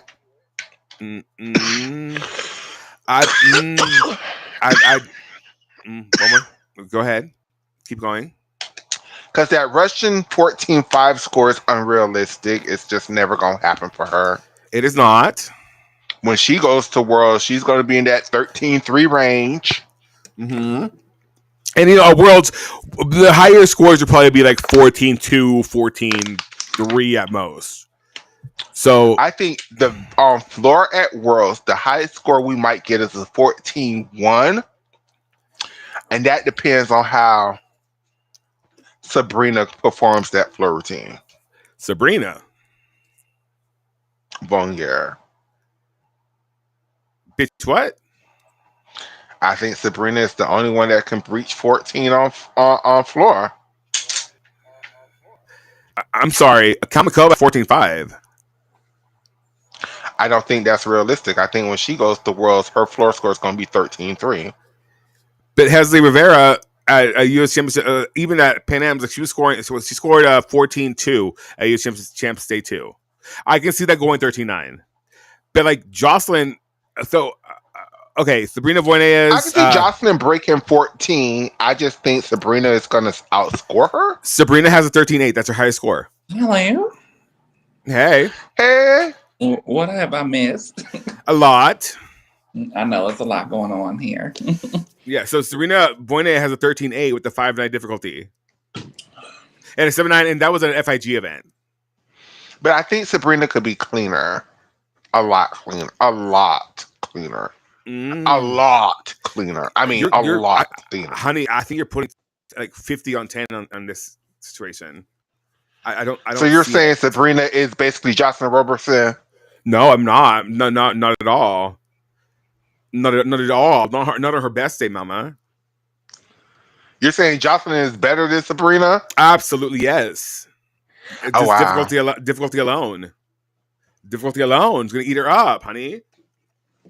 Honey, okay. Let's just put this in context. Okay, so Kamakova aside, Rivera, Robertson, Sugihara, Zengi Han. Is Sugihara going? Yes. Is she not? And then you have Kishibrina, like, and then ahead of her as well, you have Gabrielle Hardy ahead of Serena Boinea twice. Like Charlize Moores is ahead of Boinea. Boinea is 30. I think that's the world floor champion. Able to take these bitches falling for her to win. I think when everybody get on the neutral stage, on the FIG stage, I think they're gonna give it to Sabrina. But they have. She was at the Paris Cup, and she won. But that, I mean, even with her winning, that was like her bestest day. Like she won like that was not the best that she can do. Sabrina could do it way better than that. That was a 13-8, Mama. I think she can get 2 more tenths. I'm saying 14-4. What's the difference between the 13-8 and the 14-1? Like 3 tenths of a point. When it comes to this bitch, that's a lot. I think it's possible. I think they're gonna gather Jocelyn up for her knees in the air on these Moore's attempts. Sabrina form is not as bad as Jocelyn. I refuse to let you sit up here and disrespect Sabrina like that. Bitch, I would say yes. I would say Sabrina is right around where Hesley is at in form. Absolutely not. Absolutely not. You're saying Hesley Rivera has better form than Sabrina Voynier? Not by much. Yes. Not by much. Not by much. Lies. Not by much. Hesley, oh God, now I'm going to read Hesley. I love you, girl. I'm so sorry that you're taking these shots, but blame this on Adex. Don't blame this on me. Hesley is literally the worst form of any Woga gymnast ever. No, not when Kalia exists. Kalia Lincoln's form is way better than Hesley Rivera. Way by a lot. No. Absolutely. And then Rashad is up there still like 10 minutes ago. Wait, why not Ashley Sullivan? I mean, Ashley Sullivan, in all honesty, and I did a solo video about this on my Blunt Chat short show about, I feel like Hesley and Claire, not Hesley, I feel like Jayla and Claire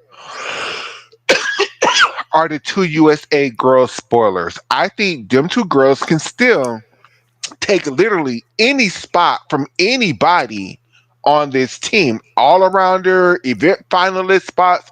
I think Jayla and Claire can steal them all. I thought it was Ashley Sullivan. And I also think Ashley, depending on who makes the all around, I can see a case for Ashley, because let's say the all arounders end up being Hesley and Claire, right? I could see a case for them bringing Jayla Hang to do 3 events, bars and beam, and let Ashley do floor. I can see that. And that's not a wild ass thing. That's a very realistic team for the USA. What are you smoking? I'm smoking the best of rosin, but that is a very realistic team. If Jayla comes in first, Hesley comes in second. If Claire comes in first at trials, Jayla comes in. If Claire comes in first, if Hesley comes in second, Jayla comes in third, but does really good. So they send her to do 3 events, and she actually is landing her Chong, and she's outscoring Leanne's Chong. And then you just send Ashley to do floor. So a completely different gymnast.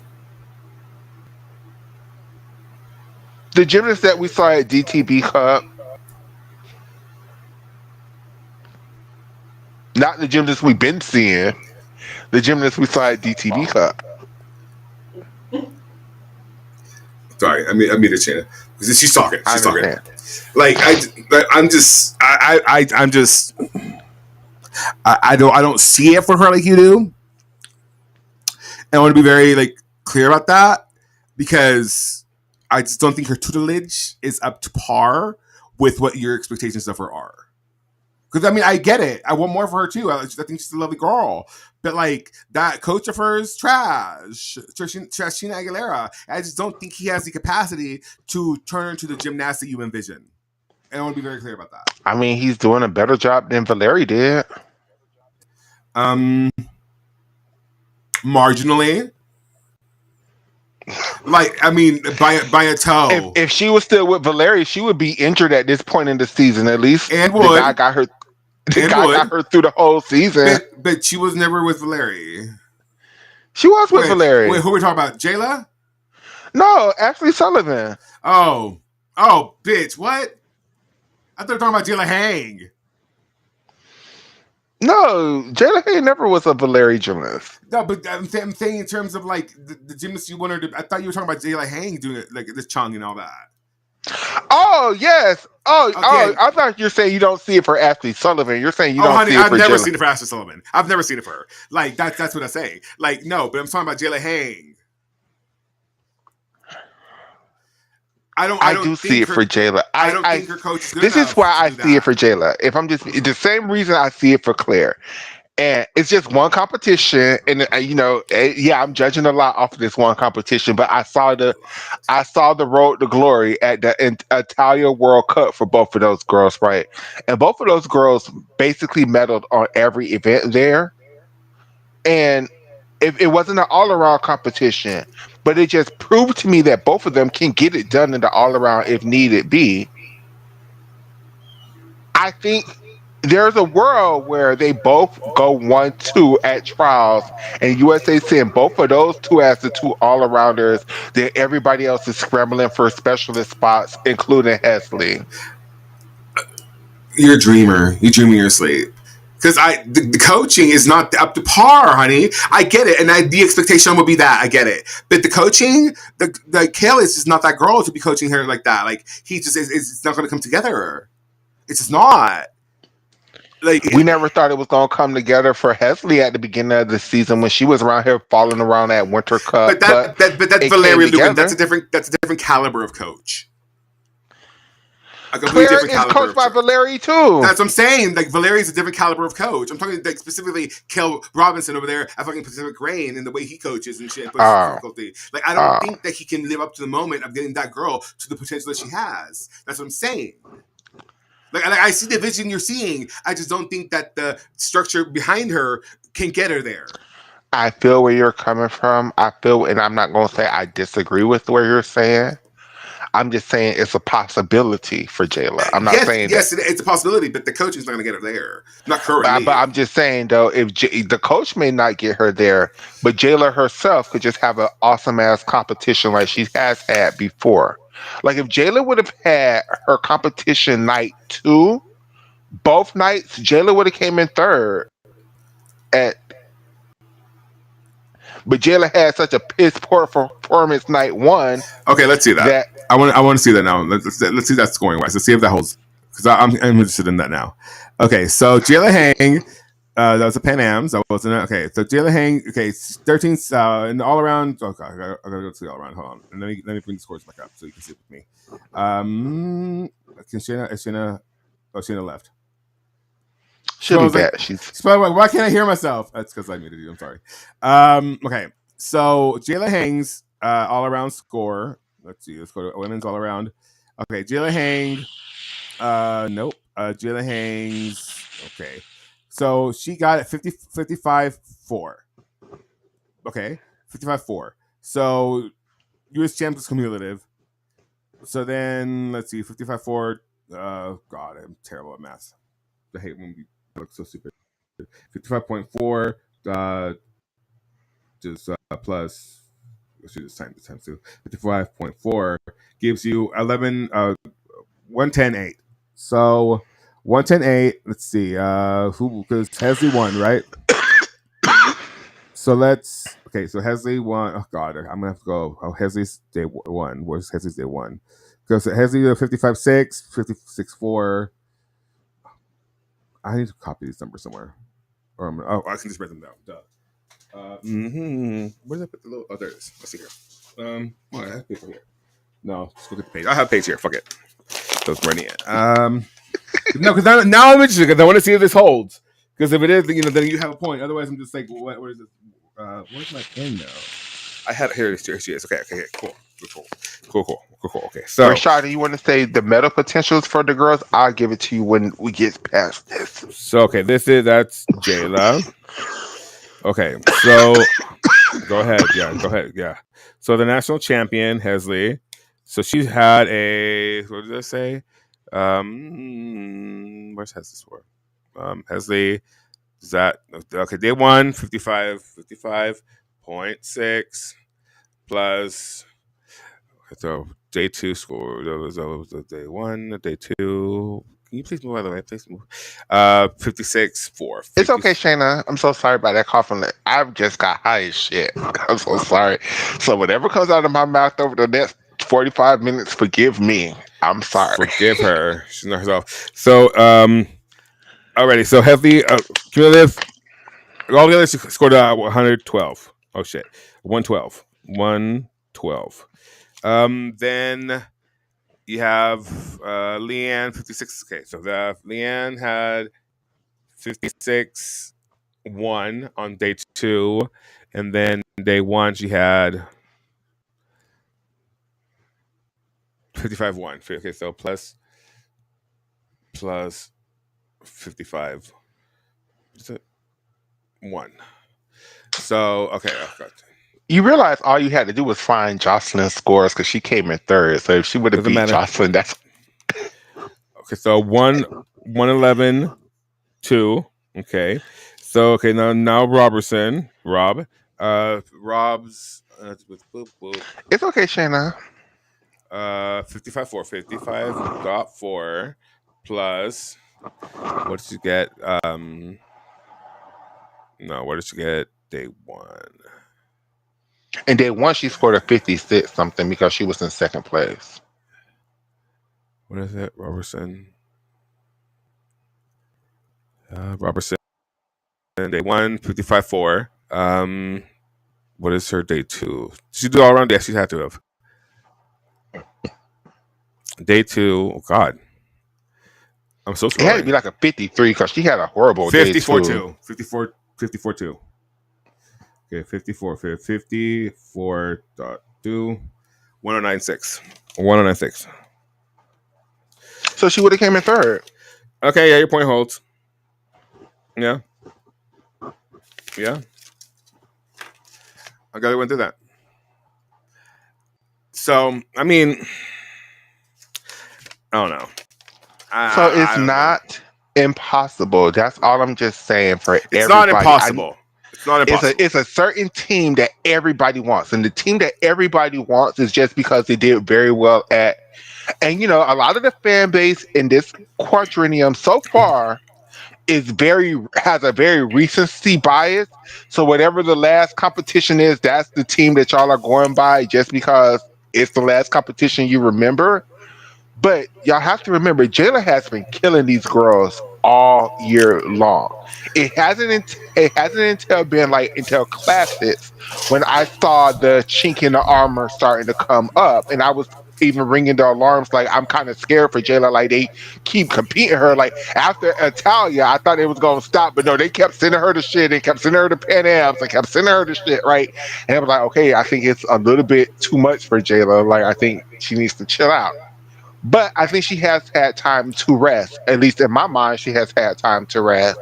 And I think she could get her focus back for this trials process. You all have to remember Morgan Hurd won trials in 2017, not Reagan Smith. So, what happened we have such a Reagan Smith was going into world championships with such this big ass gap, but Morgan beat her at the damn trials and won the automatic spot. They picked Reagan to the team. So we can't forget that it's still possible for Jayla and Claire. Because Claire also has 2 vaults. Does Well, Claire have Claire the would. best 2 vaults in the world? No, but she does have 2 vaults that could win a bronze medal with her DTY and her Lopez. Not And well, Claire Opokopa Ava. and But they're Claire gonna does give that have politics on the side too. has politics. Claire is one of the better beam workers in America right now. She may not have the highest start value, but just visually appeasing, Claire is one of the better beam workers in America. Claire has one of the most horrible floor routines in America because of tumbling, but just her dance and stuff is beautiful. I think they just need to take her tumbling down 2 or 3 pegs. Like Claire ain't that girl to be trying double doubles and maybe Arabian double front for Claire to a stag lead. That's as far as I see it for Claire. But you know, maybe a nice whip back to a full in. Well, if she can do a double double, she can probably do that. I just, I'm just to the point where like there's gonna be some fuckery. I know there's gonna be some sort of fuckery. I know I can already see it and I can smell it. I can smell it. And then with Sky Blakely, let's be honest. She's my favorite, but I'm going to be very honest, and I might not be this honest ever again. Yeah, Sky has the gymnastics, and she always has the gymnastics in America.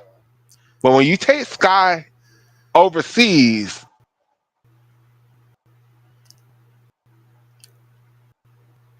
The ribbon.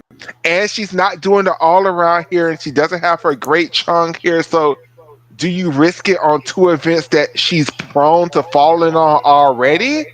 Or do you take the shot with somebody new, fresh blood, like Claire, that you think that you got Claire for this whole quad? You're not sure what Sky better do. Maybe she have a good season at Florida Gators and decide just to stick with college. Like, you never know. Do you take that risk when you have an opportunity to give a new girl the experience? Leanne, again, very talented gymnast. Number 1 in the world on vault. That's if that vault get fully credited in the world, which we don't know. We don't know that it's not Simone, it's not Jay Carey, it's not even Jordan Charles. Like, we don't know if they're gonna give them vaults credit at world championships. Like, we could sit up there and be expecting Leanne to sit up there and she could stick that vault the same way she stuck it at their national championships, and they But put if up a that hand, 13.5. And we'd be like, 13.5, what the hell? And they're like, but if neutral deductions.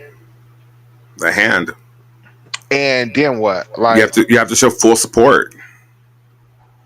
it's a risk sending Leanne to Worlds just for vault. Not knowing, it's less of a risk sending Jocelyn, because you already know Jocelyn got form issues, and you already taken that into consideration. Hey Nisha, you're not taking into consideration that they might not give Leanne credit for the vault. Yeah, it's very volatile. And why take that risk when Jayla Hain has 2 vaults. Jayla Hain done won many vault medals at these World Cups during her 2 vaults. Yeah, they're not giving her second vault Lopez credit, but she's still medaling with her Poca Paeva and her DTY. I hope she does not get hurt on that damn Chung. Because I know she's going to throw it at selection camp. I just know she's going to throw it. Who else? Claire Pease also has won vault medals at World Cups doing her DTY and her Poca Paeva. That's another one. I can see her trying to throw a Chung here at the I can see that too. I thought Claire was going to try that national championships. The way she was I thought she was going to try it. Jocelyn, she has a decent Chung. It's not her Chung that's her issue. It's her DTY that's the issue. Yeah. Why take the risk on it's just even Jocelyn? Why take the risk on Jocelyn right now? But see, no, Jocelyn is a different one because I do think Jocelyn is one that you take the risk on because she's a gamer. She's a gamer. She's a gamer, and you expect to have Jocelyn the whole quad. Jocelyn is a young NCAA. This is her freshman season. Leanne, on the other hand, sophomore. Well, I mean, she only competed once. Yeah. She's not competing yet. Yeah. Whereas Leanne, she's done graduated. She's done graduated. And we've taken these risks with Leanne before with Jocelyn. We did send her to Worlds once, and she got hurt. Oh. So we don't know what her full potential. Varies so much. So we don't know, but I think this would be a chance to test Jocelyn Beam out on the world stage, to test her floor, because sometimes it just depends on the judges. Sometimes they give Jocelyn huge ass scores on floor. They overlook a lot for Jocelyn, and sometimes they don't. So I'm not sure how. This is why I wish they would have sent somebody, Leanne and Jocelyn, to this Paris World Cup, so we could have got at least some kind of idea of what they would score. But now they're going to test those waters at selection camp. At selection camps and at world championships. And I think we might see 4 Chungs at selection camp. It's possible. Yeah. Now, do I think they should? No. I think 3 out of those 4 are realistic. 2 out of those 4 are realistic. The other 2, I'm like, don't do it. Don't do it, little girl. I think Jayla might have a better charm than Leanne, though. No. Jayla has the good mechanics on her Poca Paeva. I think she might have a good charm. Unless she somehow got at least 5 inches of more repulsion in the air. I just don't know about it. I think she get good height on her Lopez. Yeah, for Lopez. Wow. Yeah, for a Chung girl. That's a whole full twist. But the thing is, though, we up here, it's uneven bars. It's a whole event that I just don't see not one girl in America. Not one big. Not even Sky. I think Sky could make event finals. Yeah. But that's it. I don't think she can medal. Yeah. Yeah, no. Okay, so let's see. For an even it's nobody. Bars. They have no Suni. They have no Gabby. They do not. They have. Scott Blakely comes in 50th with the 14.350. They don't have no Shyleases. They don't have. Hell, they don't even have a fucking Simone on bars right now. Bars is such a bad event for the Americans. Desolate. Yeah, she's 50th in the world right now with the 14.350. Who's Scott Blakely? Yeah. And that's the highest American score in the world on bars. It is, because I think the next highest would be Jayla Hang. I think she scored a 14.2 something at Claire Pease at 14.233 at the Antalya. then it's Hesio Jayla. Cabrera 14-1, and that's set in 71st. Jayla Hang 14-133, and that was at Pan Am's, and that's 72nd in the world. Claire again. So Simone Rose comes in at 85th with a 14:05. She's not involved in this conversation. Okay, then yeah, I'm telling you, like it's bleak for the Americans. They are lucky this isn't a team world championship, because that would be a problem with bars. A problem. I mean, maybe they could make it up for it on vault if they really did have 3 chongs. I mean, that would make up for it a little bit, but still, it would be. If they're great chongs, yeah, sure. Yeah, but it would be a problem, because who do you put up? Okay, let's say this was a team world championships and it was a 5-person team. Fuck. Okay. I think the team 3 up to count. 3 up, 3 count. No, 4 up to count.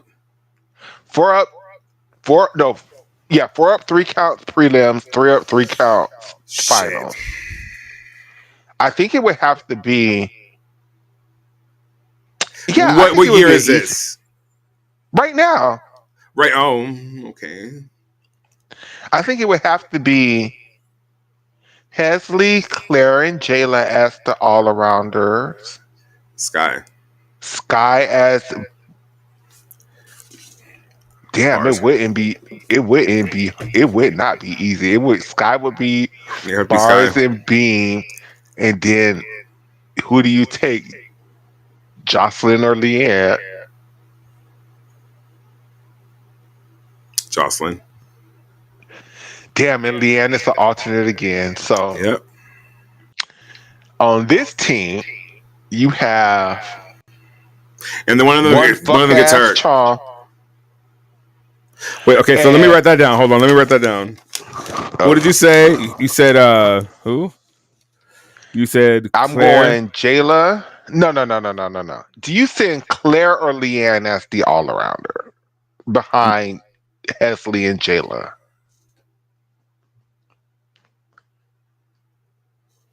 Do you trust Leanne's scores that she got at Nationals? Or do you trust Claire's scores that she got at the beginning of the year? I'm trusting Claire's. Okay. I'm trusting Claire's. I hate that I just had to do that. Okay, Claire, Hesley, obviously. And Jayla are my 3 all-arounders. Jayla. So they're the 3 girls that's doing every event. Then Not Nisha in the comments being messy. Leanne equal lifelong alternate. A Wong Trinette. Okay, Sky, and then who else? Who's your 5th? Do you take Leanne for her fuck-ass Chong and her floor routine, or do you take Jocelyn for her fuck-ass Chong and her floor routine?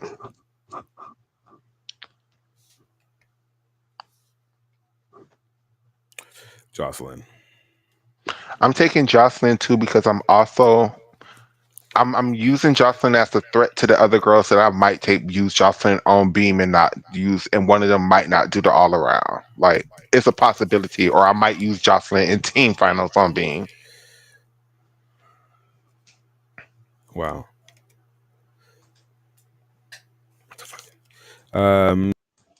VFX. Okay. Boop. Okay. All right. So who are you doing? Who's on vault? So vault, it would have to be, if you're taking Jocelyn, it would have to be Jocelyn is the main vaulter.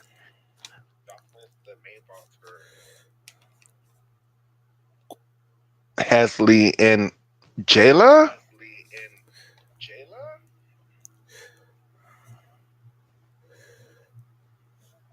And then no Claire? Oh, for prelims. Oh, yeah, and Claire.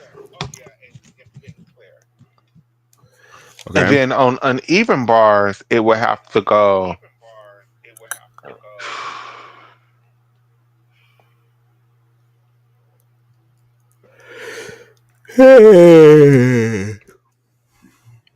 Jayla, Hesley, Claire, and Sky would be my anchor. Okay. Beam.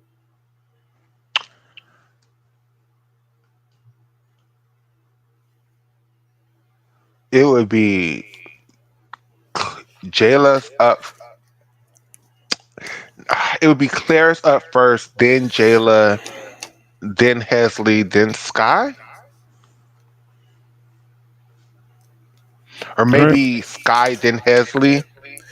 No No, I'm Jocelyn on gonna go Beam. Sky then. Mm, because who I'm taking out, it will be either Jayla or Claire, and I'm expecting them two girls to make it to the all around final over Hesley. I'm just putting Hesley there because she's the national champion.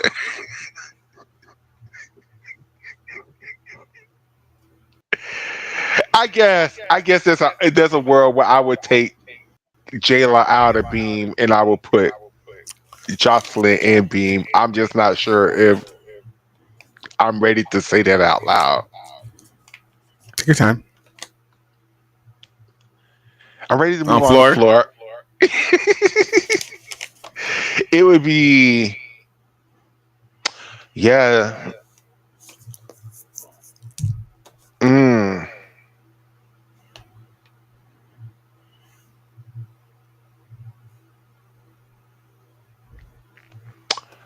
I guess I would go Jayla, Hesley,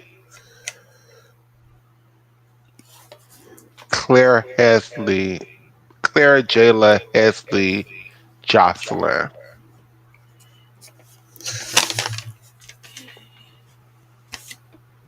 All right. All right. Sure.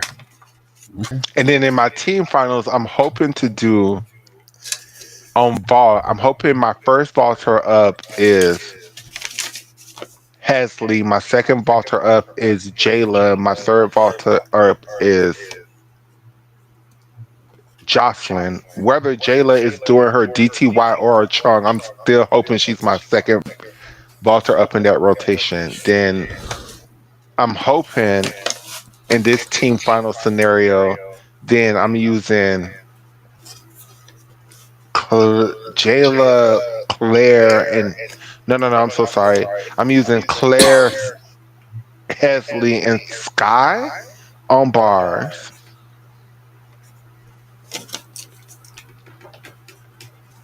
and Okay. then I'm using same three on Beam.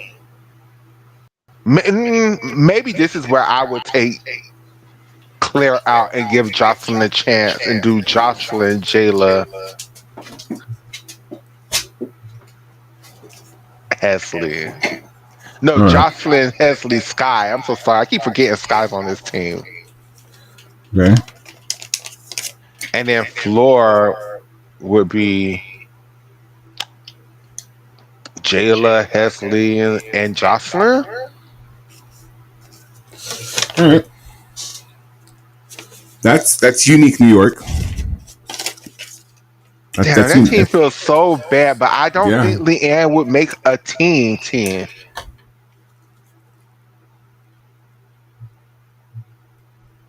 Not any. Oh,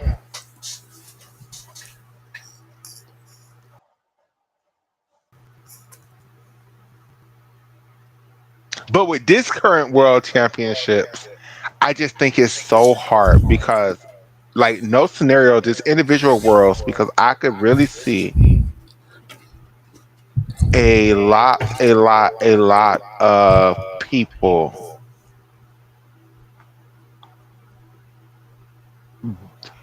I think they're going to try to let Hesley do the all around just because she won national championships, right? So I think Hesley is going to do the all around. It's the second girl who I'm not sure. I could see them. I could see a world that Jocelyn comes to this trials and eat the girls up and wins trials and now they have to let Jocelyn do the all around.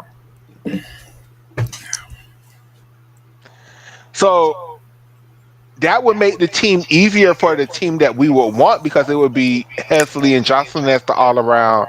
Sky doing 2 events, Leanne doing 2 events.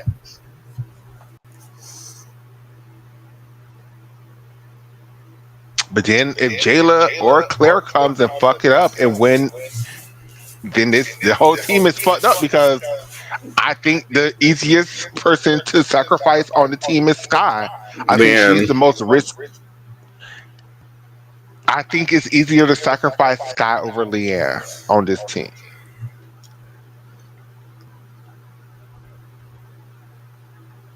Maybe. No, well, because Sky's spot to me is basically determined that Hesley has to be an all-arounder. If Hesley isn't an all-arounder and Hesley is being chosen as one of the specialists, I'm still choosing Hesley's bars and beam over Sky's bars and beam. Really? I just trust Hesley just this much more at this point in time.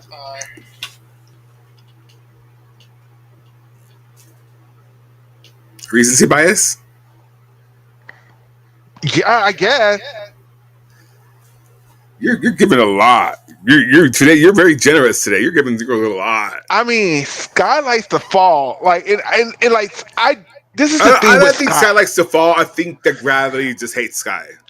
Period. But this is the thing with Sky that she does. Like that's opposite of like a Gabby. Like Gabby Douglas will fall like 5 times at her trials and then go to world championships and win everything. Yeah. Sky will slay your trials down, but then go to worlds and fall in prelims and not qualified enough for it. Or fall in the final. Or fall in the finals. So it's just it's a harder with Sky. It's just so hard. Like I want them to give her a chance, but I didn't understand the reasoning if they're not. Now if Sky does what she has to do and win bars and beam, and then there's no take that girl to worlds. Yeah, but like again, she's not consistent. She's consistently inconsistent. Even at the University of Florida, she was inconsistent on bars. The one event that she was doing all season, like, girl, what is going on? What's going on, diva? And they get it, the injury, and they get it. You know, she's on her way back and shit. But like, then don't have her compete. And maybe Owen would help her because Owen really helped Leanne get a lot more consistent than she was at Gage. So that's my hope for her with Owen. Owen would pick better skills for Sky and help her get a lot more consistent in her gymnastics routine. And I mean, for what honest purposes, Owen is more prone to reach out to people. Like he's reached out to Catherine a lot, and like he seems more involved in the training in good faith, if you will. So there's that. That will stream October 30th to the 2nd. September 30th. Oh my god, I keep saying that. September 30th to the October 2nd. My bad. My god, correct. I keep saying that. I said that on Twitter the other day too. I think what it is. My brother's birthday is October 30th. My birthday is October 31st. It is. Your Halloween baby. And she hates Halloween. I hate it. I hate it with a passion. That's why every year, like for her birthday and birth, Halloween themed. Period. So you guys, it's been like 2 hours. I need to start getting ready to go to work in a little bit, but we have a couple of other teams that we never made their announcements for. We just got stuck at GB. We did. And then we who else announced? Oh fuck. I had it in my head. Let me go to International Gymnastics Media. They would share, right? Yeah. Who's going to Zombithly? Hold on, let me see. I haven't seen this roster. Zombithly, we'll get Isabella Ayala from Argentina. We'll get Chloe Muntz from Australia. We'll get Charlize Mers from Austria. We'll get the French announced. That was the other team. I'm so sorry.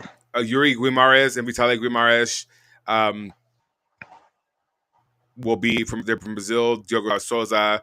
Damn, this is a good team of men. Julia Coutinho, Annalisa Lima, Julia Suarez. Flavia's gonna be there. Oh, okay. And Julia Suarez. And both Penibs will be there. Ángel Barajas from Colombia will be there. Philip Uday from Croatia. Tim Serbeck from Croatia. Marius Georgiou from Cyprus will be there. Really quick. Lara Casabuena and Alba Patisco will be there. And Elia Font. Okay. Yeah. Okay, but who else? Do really quickly. Liliat. Shantae Sueda Kamiku is going to be there. Aminikawa. GB will be there. She's the only girl that made the team that will be there.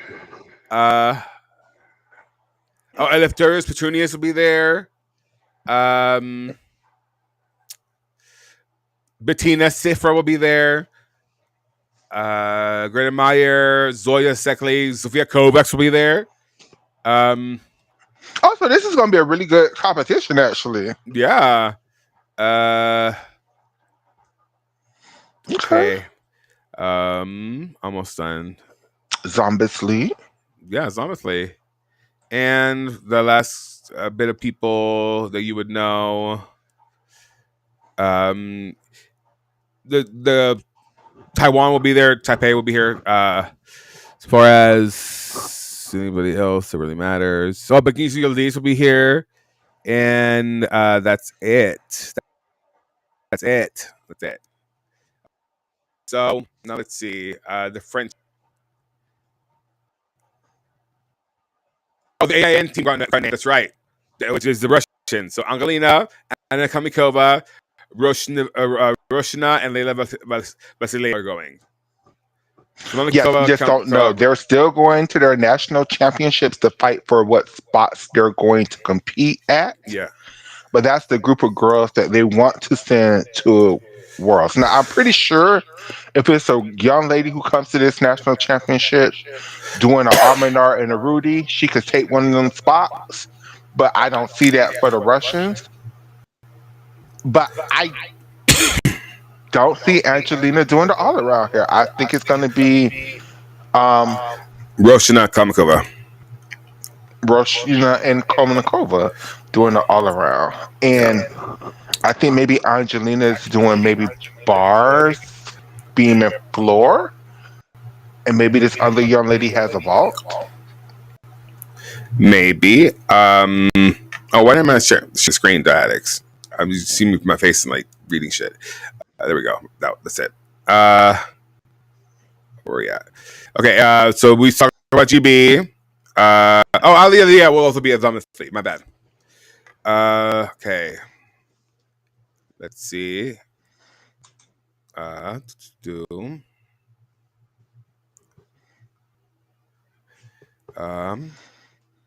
Yes, Nisha, we saw Leanne fall all over the place in the NCAA. This is why we not did. take it. We did. Leanne has a consistency problem. I mean, but Owen has helped her more than Gage has. I mean, Leanne doesn't fall as much as she falls when she was with Gage. And I'm hoping the same thing for Sky. Where the fuck is this French team? Oh, did you see that Jordan was in this Nike Skims thing that they're making? Okay. Yeah, she's doing a little cute ad. She's bent over, like she's like on the floor with her legs bent over. It was kind of a cunt pose. It's kind of cute. Okay, so let's see. Where is this goddamn French team? I know it's Laurent Sharpie. Lorette. It's the Lorette Sharpie. I don't know why I keep saying Laurent. Not Laurent Sharpie. Lorette Sharpie. Oh, I'm not sharing the screen. Oh wow, I'm an idiot. I'm not sharing the screen. So it's the Cecile girl. Where is this goddamn French team? It's the redhead girl. Oh, China announced her team on the 17th. Oh, really? I didn't see this. Yeah, Zoya Shin, Zhang Xinjing, Angelan and Gang Feng Wei. Oh yes, we did see this, and we talked about this before. Yeah. Not only did we see this, but we talked about this already. I'm so sorry. So sorry. Where's the French team?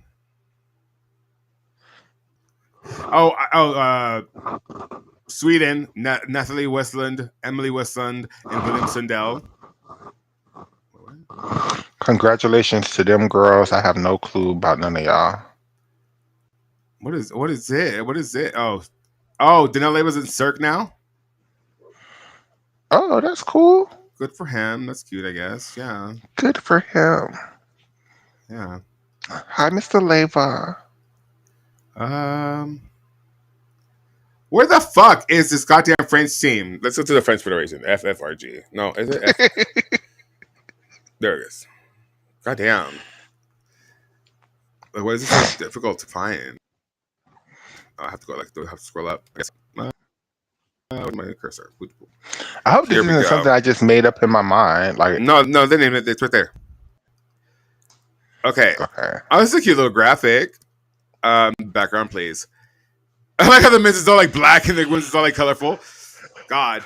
So it is Lorette Sharpie. It is Celia. God, that's what happens when you make your fucking text so small. But who am I? There. Thank you. Okay. Lorette Sharpie, Celia Serber, Morgana Sekremer, and Ming Gerardi van Ilken. There you go, Ilken. And then for the men, my husband, Samir Aitzide, Anthony Mansard, Cameron Lee Bernard, Kevin Carvalho, Lucas Desager, and Nicolas Diaz. Yeah. What the fuck is this?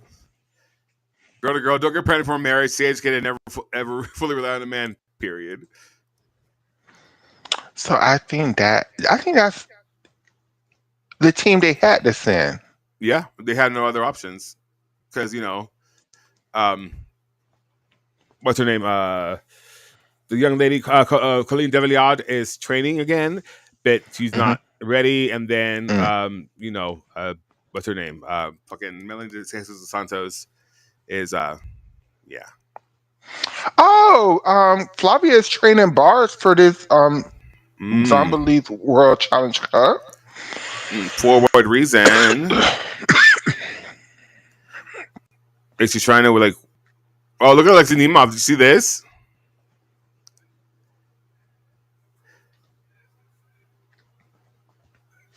Look at Alexei, sexy Alexei. Still up here.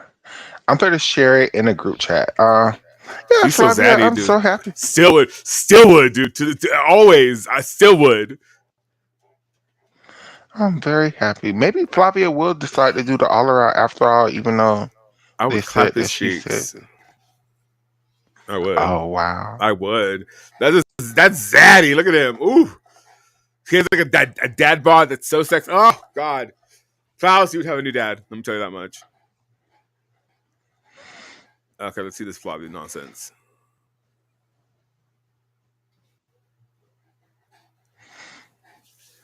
Okay. I don't think she did any skills. She just is swinging bars, but I'm tofu. Okay. Little inverted giants, little tofu. Okay. To you. Yeah. Hopefully, cute. maybe she'll change her mind and do the all around. And do what? A DTY? That's what she's always done. Okay.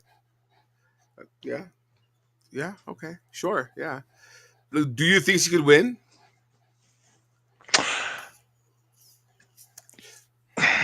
Depending on how fucked up the Italians decide to send up their team, yeah. Oh, the entire all around? If she have like one of her better days, yes. So Kaylee Moore does not exist? She does, but she clearly more has to do bars and floor.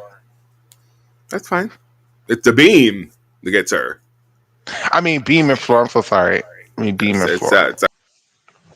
Whereas Flavia Beeman Floor is her best event. So yeah, I think. I bet she falls. She does. I said on her best day. No, I said on her best day. I feel like you want the girls to all have their best day, and that would be great. And I just feel like that we never get that. We could only be so lucky for that to happen. It hasn't happened in a long time, but that would be great. When is the last time that happened? That everybody did the best that they could do, and we just got results. I have one in mind. When Gabby and Ali beat Jordan, I mean, Jordan didn't do bad. Y'all act like Jordan had a horrible meet. Like, she didn't do her absolute best, but she didn't do bad. She just missed a connection. Worlds all around 20, the Kyla, Larissa, Simone one. 2014? Yeah. No, because Mustafina would have came in third if not for falling on floor. Oh, yeah. You're right. That was a sneak Kyla Ross. Like Kyla Ross sneaks in there. Yeah. With no difficulty and none of her routines. No difficulty, bitch. God damn, she was tall. Towered over the girls. And then she tried to come back the next year with Gabby, and she was like, "Bitch, Gabby and Ali coming back. Fuck, let me throw everything." It just was not happening. Too tall. She was like, "Okay, UCLA, I'm ready. UCLA." And then it took her like 2.5 years to get good. Yeah, but once she had that locked in, bitch, it was automatic. I wish she would have got to 40. Kyla really grew up. She could have. I mean, they cut her season in half. Like, we never know what she could have done. Maggie could have 40'd. Both of them could have got 40s at national championships. Like, and we had 2, bitch, and we had press passes that year. Fucking COVID. Fucking COVID. So with that being said, I guess did we say the French team? Yeah, we had talked about it. Do we have anything else? It just went over my head. I'm so sorry. Oh, the interviews. I'm so. But we can do that next time. Your interviews. We can do it next time. No, let's do it right now. Okay. Your interviews. Yeah. How did it feel to have 3 very popular, very famous gymnasts come on the show to speak with you? In my struggle Spanish. Well, it's not struggle. I get nervous and ahead of myself, and like in the moment, I'm like having to think. Like my Spanish is on point if I'm like stoned, but I don't want to do that to those girls. So I did that song called Sober, and it's the anxiety of getting to. Here's the thing. First and foremost, I want to thank the World Federation of Spanish Gymnastics. It's a privilege and an honor to be afforded that experience and those opportunities. And I just want to say I'm very thankful to that federation because, like, I mean, they have no business, you know. They don't owe me anything. It's just for them to be so welcoming and so and I shared this sentiment with them. Shared the sentiment with them, and what they said back was that we're just happy that you give our athletes a voice. And so that's a lot. So thank you so much. And the Carla Novice thing happened randomly because I made a comment on one of the Vault videos. She liked it. I snuck in her DMs and she said yes. Like, that was very lovely. And sadly, during the Alba interview, we had technical difficulties, but we are currently working to reschedule that. Which was very weird because they were using, because when we do interviews, we use the restream that, that we have or whatever, because, it's the easy, because the platform Adex have, it's harder to figure out the link, in my opinion, to get to the thing, whereas Restream, you just click on the link and it sends you the Restream. So for whatever reason, like, it didn't happen at all during Carla's interview. It didn't happen at all. So I think it was on Alba's end because maybe she needed headphones. I'm not sure. Something. Because Restream be acting funny sometimes. I think next year we're going to upgrade to StreamYard, but I'm not sure. I don't really care for StreamYard. You don't? No, I've tried. I've worked on it. It's the same bullshit, man. It really is. It's just Yeah, they all try to do a lot. There is one that I did try at Riverside. She was cute, bit expensive, but fuck. But I know Streamlabs, Restream is supposed to be like the cheaper version of Riverside. I have Streamlabs because I use it for the TikTok streaming, and she's cute. She's really cute, but like I feel like Restream is a little bit more like cute. I don't know. We can do Streamlabs. Streamlabs is easy, but like I use that for the real estate podcast. But listen, last time she wouldn't work. Oh, because I forgot right. So oh my god, that was some shade. We'll get to it in a second. That was some shade. So we were streaming on Streamlabs, which is just like StreamYard or whatever. And we were in the middle of if you talk live. We had like 80 people watching, and then my subscription ran out. And so it kicked us off. And did. And she was like, this is over. This is done. And did. And yeah, that was a gag. So, but other than that, it's a great platform. I like it. We can do Streamlabs. It's the same thing as StreamYard, honestly. They're all the same thing. It's just a little better in certain aspects. So the interviews again. I have no business doing that. I have no business talking to these ladies, and it felt very. It was very cool, man. Like I think that. Well, let me tell you the real reason why I started doing that. Because I wanted my mom to watch my shit. I wanted my mom to be able to watch my shit, and she did not care. She has not cared. Like I was like, I did do more interviews in Spanish. She's like, oh, cool. Like she just, that's why I started doing those interviews. So I wanted my mom to watch. She does not care. It's just she doesn't understand gymnastics. I'm like, Mom, but just for the content, damn. Anyway, so, but then it turned into like I feel like we're so often just we have all the access to these American gymnasts, and we get all these interviews from them and all these insights or whatever. And so we're very aware of how things are in the U.S. and we kind of have a good idea of like what's going on. But other than that, systems across the world run differently, right? And the culture within those systems is vastly different than the U.S. And so the experiences differ. And I am always so open to gaining insight into how the other half lives and, where they come from, like what led them to this point, what got them to this point, and just the journey. I love the journey. And to be able to have that insight from people other than the Americans is something very valuable, I think, for the community. And these people work their entire lives for like 6 seconds of Olympic glory, right? And I want to be able to give them a platform and a space to be celebrated and lauded for, which is they're very difficult things, right?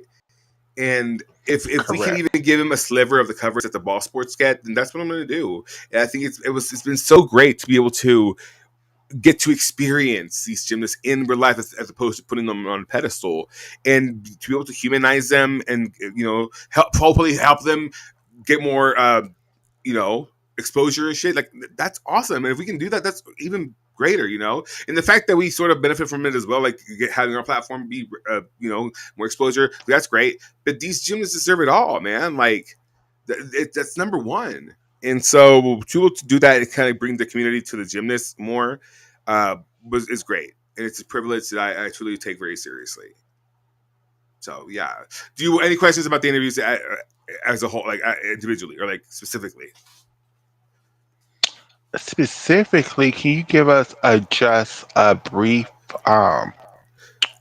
overview of each one in the general conversation in English so people can, Yeah. I should have taken notes. So, okay, highlights. Some highlights. So, I haven't taken notes. So, I did post clips from it, though, from Laura. So, I have to do that with Alba's and then, obviously, Carlos. But with Laura, she's been dealing with a foot injury. And so she hasn't been able to do the numbers on, her pet event. Her pet event is floor. Oh shit, pet event is floor. She loves floor. Like that's her event. But she really truly believes that her greatest chance at a good result, is the all around, which is why she trains the all around. Wait, I'm so sorry. The Trump administration is trying to ban Tylenol because they feel like it. No. Let me tell you. Follow the money. Okay, follow the money. Okay, it's silly when you see objective. Follow the money.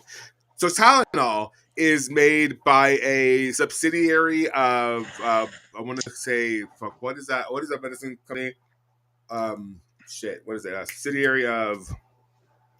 It's some big company. Some big company, and Dr. Oz has stakes in another medicine manufacturing company, right? And this medical, I think. I forget what the medicine is, but like he owns another medicine manufacturing company that makes another pill. And thusly, what they're doing is they want to get rid of Tylenol so that they can profit even more off this other medication. Which is why they're banning Tylenol. But Tylenol, so they're banning acetaminophen. But they said Tylenol by name. So Tylenol is going to sue the fuck out of them and win. Oh, gosh. Yes. Win. Because that's slander by names. Hey, look, are you guys in this Rapture Friday? No, the Rapture is today. The Rapture is today. At some point, apparently. Allegedly. This is our Rapture Party. We're waiting to be raptured. Yeah, we're waiting to be raptured. Okay, so yeah, but that's just follow the money. It's all to just enrich the administration even further. That's cray. Yeah. That's real cray. And I want to just point this out really quick. The term anti-fascist or Antifa refers to those who fought against the Nazis, and it is as a whole has then become just a ideology of being against fascism, and to be against anti-fascism is to be fascist, and ipso facto, I believe that the U.S. fully declared that they are a fascist country yesterday. It's here for being against Antifa. Well, that's what that is, because Antifa is anti-fascist. It's anti-fascism, and to be against that and to declare that a terrorist organization means that you are fully for fascism. Period. Because Antifa is not a actual organization. There is no structure because it is a thought. It's a school of thought. It is an ideology. It's just, how are you going to police that? And it's anybody protests. It's anybody who is calling for the against the government. It's the way that how are you going to police this? Which is just gives an open door to literally incarcerate anybody who speaks out against the government. Michaela, that's where it's headed. I mean, I'm already okay. Again, I'm not trying to. Did you read it? Did you read the thing that they're doing? Anybody who interferes with an ICE raid is Antifa. Anybody who films people doing the ICE raids is Antifa, as per the designation of what it said. That's what they're doing. That's what they're going to do. It's to protect ICE while they round up all these Mexicans. It's about to get really scary. No, I'm not kidding. I'm not even fun. I'm not joking. It's about to get really scary. It's already terrifying as hell. I really think that during this Mexico trip, my focus is going to be where am I going to live? I'm going to have to make arrangements, make sure that the internet's popping, and once I find a little nook, girls, I think it's go time. I'm not going to stick around and be thrown to a concentration camp, because how am I going to stream from there, bitches? How? You know they're not going to give a fuck. They will not give a fuck about the streaming. Not too flying. And then you guys are fucked. How will you watch the gymnastics? Period. So I donate to the cause, bitches. Cash App, Adex Inc. I know there's 20 people in this live that want to donate $20. Close the doors. Close the doors. Close the doors. Close the doors. Close the doors. Okay, back to the interview. Just so we can go. Right. So Laura hasn't had the numbers. She does have some upgrades on bars she wants to put into the routine. And she didn't. Okay, so I told her what happened during the stream, that it cut out in the middle of her routine. She's like, "Oh, so she didn't see me fall?" I'm like, "No, ma'am." She goes, "Oh, no, I didn't fall." I didn't fall. And I was like, "For me, you won, bitch. For me, you won." So that was funny. I asked her if I were ever to come to Spain, what should I do? Where should I go? What should I eat? And she gave me some good recommendations. I kind of felt like she wanted me to say, like, can I come visit you? Because she would have said yes. Because she was here. Like, she's telling me where she, whatever. And she said I could go there. I'm trying to think. What else? She's just marvelous, man. We didn't talk about. One part that really grabbed my heart. I asked her, I was like, how does it feel to be the girl now? How does it feel to be one of those girls? Like, how does it feel to be a role model now? And to have all these young ladies look up to you, like where you were not much long ago. Because an Olympian at 19, that's awesome, man. Like you achieved the goal so young. She's like, it's still a dream. Like, and to know that I was a girl asking for pictures, like not even 3 years ago, like she's like, it's really cool to have people look up to me now. And I asked her about the structure of the Spanish program. She was like, we don't really have team leaders here. So like, how do you feel being like a team leader? So we don't have that. We were all, since we've been training so long together, that we also we contribute so much to the team that we're all like, I guess, team leaders. We're a team, like a team leader team. And I really appreciate that. She said the goal is Los Angeles, and the goal is to qualify a team to Los Angeles. Okay. Yeah, and so that was Laura's. I love Laura. She's so cute. Alba is. Let me tell you, that was a good conversation. The way it was going, she seemed into it. Like she was down with the shit.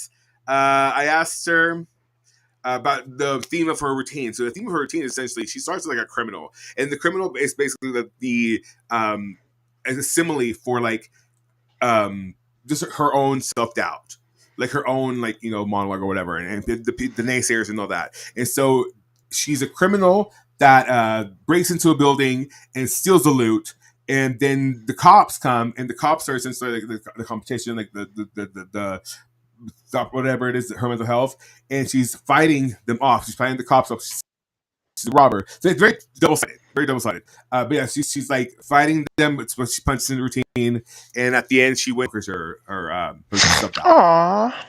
Yeah, she wins. I also asked her about and Laura Casabuena loves reggaeton. Laura Casabuena's favorite music is reggaeton. Crazy. Okay, please go. Alba. What else did we talk about? It was really brief too, man. It was like 10 minutes. That's good. Let's get to Carla. Okay, Carla. So Carla started in ballet. She started in ballet first. She said she was good at it. And then her mom was a gymnast as well. And so her mom was a coach for a little while, and then she went to forget the name of her gym. I know it's like Elite something or whatever, but or Impact something. So, they brought in the Cubans, Michaela. The Cuban national team. No, they brought in the Cuban coaches that were gymnasts. That were gymnasts during the Soviet reign in Cuba. And so the reason that they're getting so good to coach Panama, that's why they're so good. So they have the Soviet Cuban coaching, like on your hatch mentality and all that. Like, and that's when they first got there. The biggest change to the culture was that they made them believe in themselves.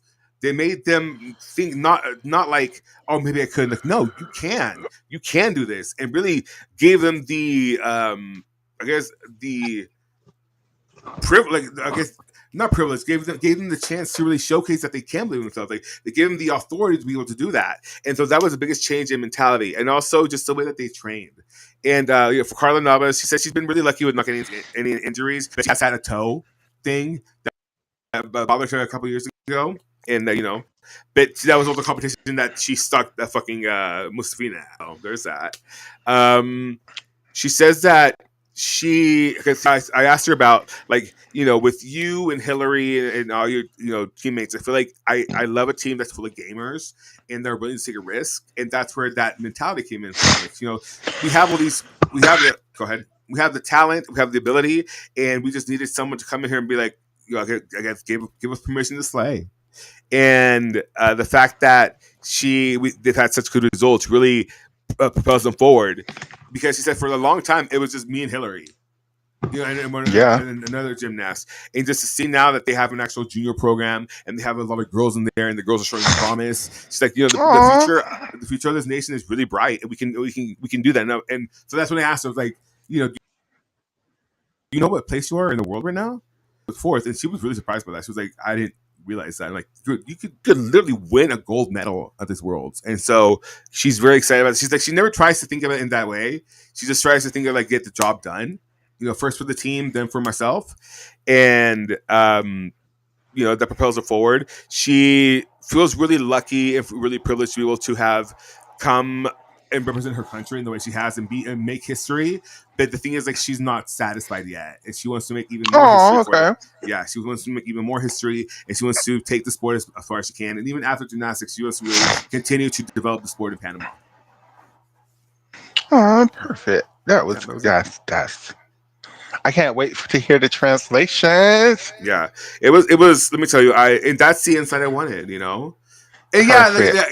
there's. I didn't get to ask a couple things that I wanted to, but the fact that she was so gracious and gave us those 30 minutes, man, I thank you. Can you do Carla's? Can you translate Carla's interview first? Yeah, I can. And I just want to know, for what it's worth, not everybody can say that.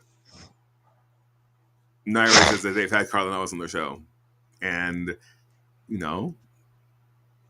have to be undeniable. And I think at this point we kind of are undeniable, because let me tell you, that Paris Cup stream, 9,000 people. That's all I'm saying. And these worlds and this Zombie Cup, let me tell you, bitches, it's about to get real, and I don't want to hear it from any of you. I guess, if you here's something I was going to ask you, Michaela, before we go. So there's private citizens, and then there's public figures, right? Right. Okay. So private citizens and public, and if anything is said about public figure, what's a public figure, right? You can't really get really get in trouble for that, right? Because they are a public figure, and if you're positioning yourself for like, oh, you have covered the Olympics and this and that third, like you're a public figure. Yes, no. I don't know what you're talking about. And I'm saying, like, us public figures, them public figures. You can't. It's not really a private citizen matter. It's just entertainment. It's just entertainment at the end of the day, right? I don't know what you're talking about, Fred. I'm just saying. I just wanted to ask. Right? I had no clue what you're talking about. But with that being said, for the end of the show. Oh, I feel it. I'm getting raptured. No, I'm kidding. Can you imagine? Wouldn't that be a gag? Let's start lifting. Adex goes to Mexico tomorrow, and I have to work tonight. I can't promise y'all another show but I can promise y'all while Adex is in Mexico, I'll drag Oscar fucking hand by the fucking foot, and me and Oscar will do shows. I'll still do a show. From Mexico. Okay, cool. Because we gotta test the Wi-Fi. Cool. I might do I might stream from I might stream from TikTok or something. I might stream a little bit here while I'm in Mexico. Just to show. Yeah, why not? Great. And I don't know if y'all follow this channel. His name is Wally. His channel is the Soviet OG, the Sov OG. I'm not going to spell it out because every time I do, I say it wrong. But he have a really good video about the 1995 World Championships that got me looking at Lilia Polka Pie Ava differently. I just suggest you all watch that video because I just feel some kind of way. How do you feel about it? Maybe Lilia wasn't the gymnast that we all were fed to believe she was. She was not. Maybe she was a little bit overscored a lot of places. She was. I always felt that way. Especially on her uneven bars. Like, there's just no way they gave her a lot. Should be scoring. They gave her a lot. She should be scoring like 9 6s, but she's always scoring like 9, 8, 5. They gave her a lot. It just was not a possible score for that uneven Gina Gojian, they gave Gina Gojian a lot. They gave Gina Gojian a lot. My Gina Gojian. You're gonna believe my Gina Gojian alone. They gave her a lot. They gave her all her flowers. That woman deserves all of them. They gave her too many flowers. That's what I'm telling you. They gave a lot. They gave Simona Arminar a lot. They gave her a lot. They gave her a greenhouse. Mama, they gave Simona Arminar a lot. That was a greenhouse. They gave her an entire greenhouse of flowers. My God. Too many flowers. And Moe Long, you let all these people have a lot because you just kept falling, girl. You let all these people have a whole career. Have the bouquet. She should have the bouquet. You let all these people have a whole bouquet, that whole quad, because your ass just kept falling, girl. Falina Aguilera. My God. All right, let's go. But anyhow, I love you all. Enjoy y'all day of Rapture. Hopefully, it goes great for you all. Hopefully you get raptured, bitch. Hopefully you get raptured. Hopefully these people won't be giving me the business at this damn hotel tonight. I love you, love you, love you all. I love you, Adex. Bye, Shayna. Thanks you for getting on. Hi, Oscar. Hi, John Perry. Hi, Urza. NCAA season is coming up, so Urza will be back around. He's still a part of the show. He just, Elite Gymnastics ain't his thing.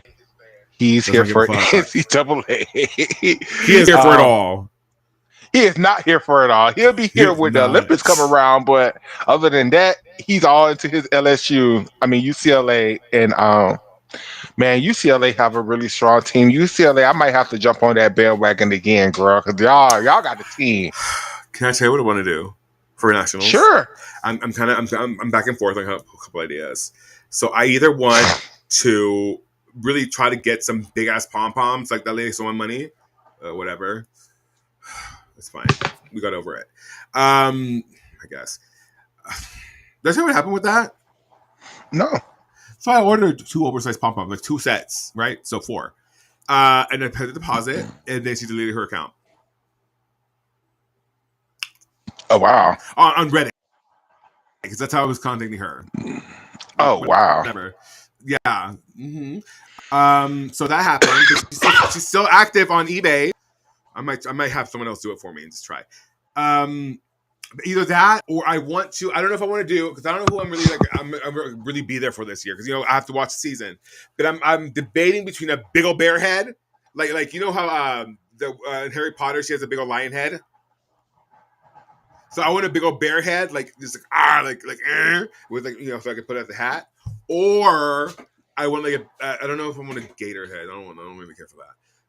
But would it be like? Would it just be like a fucking if I did a Konosuga, would it just be like a wagon hat? Like how would you make a wagon hat for OU?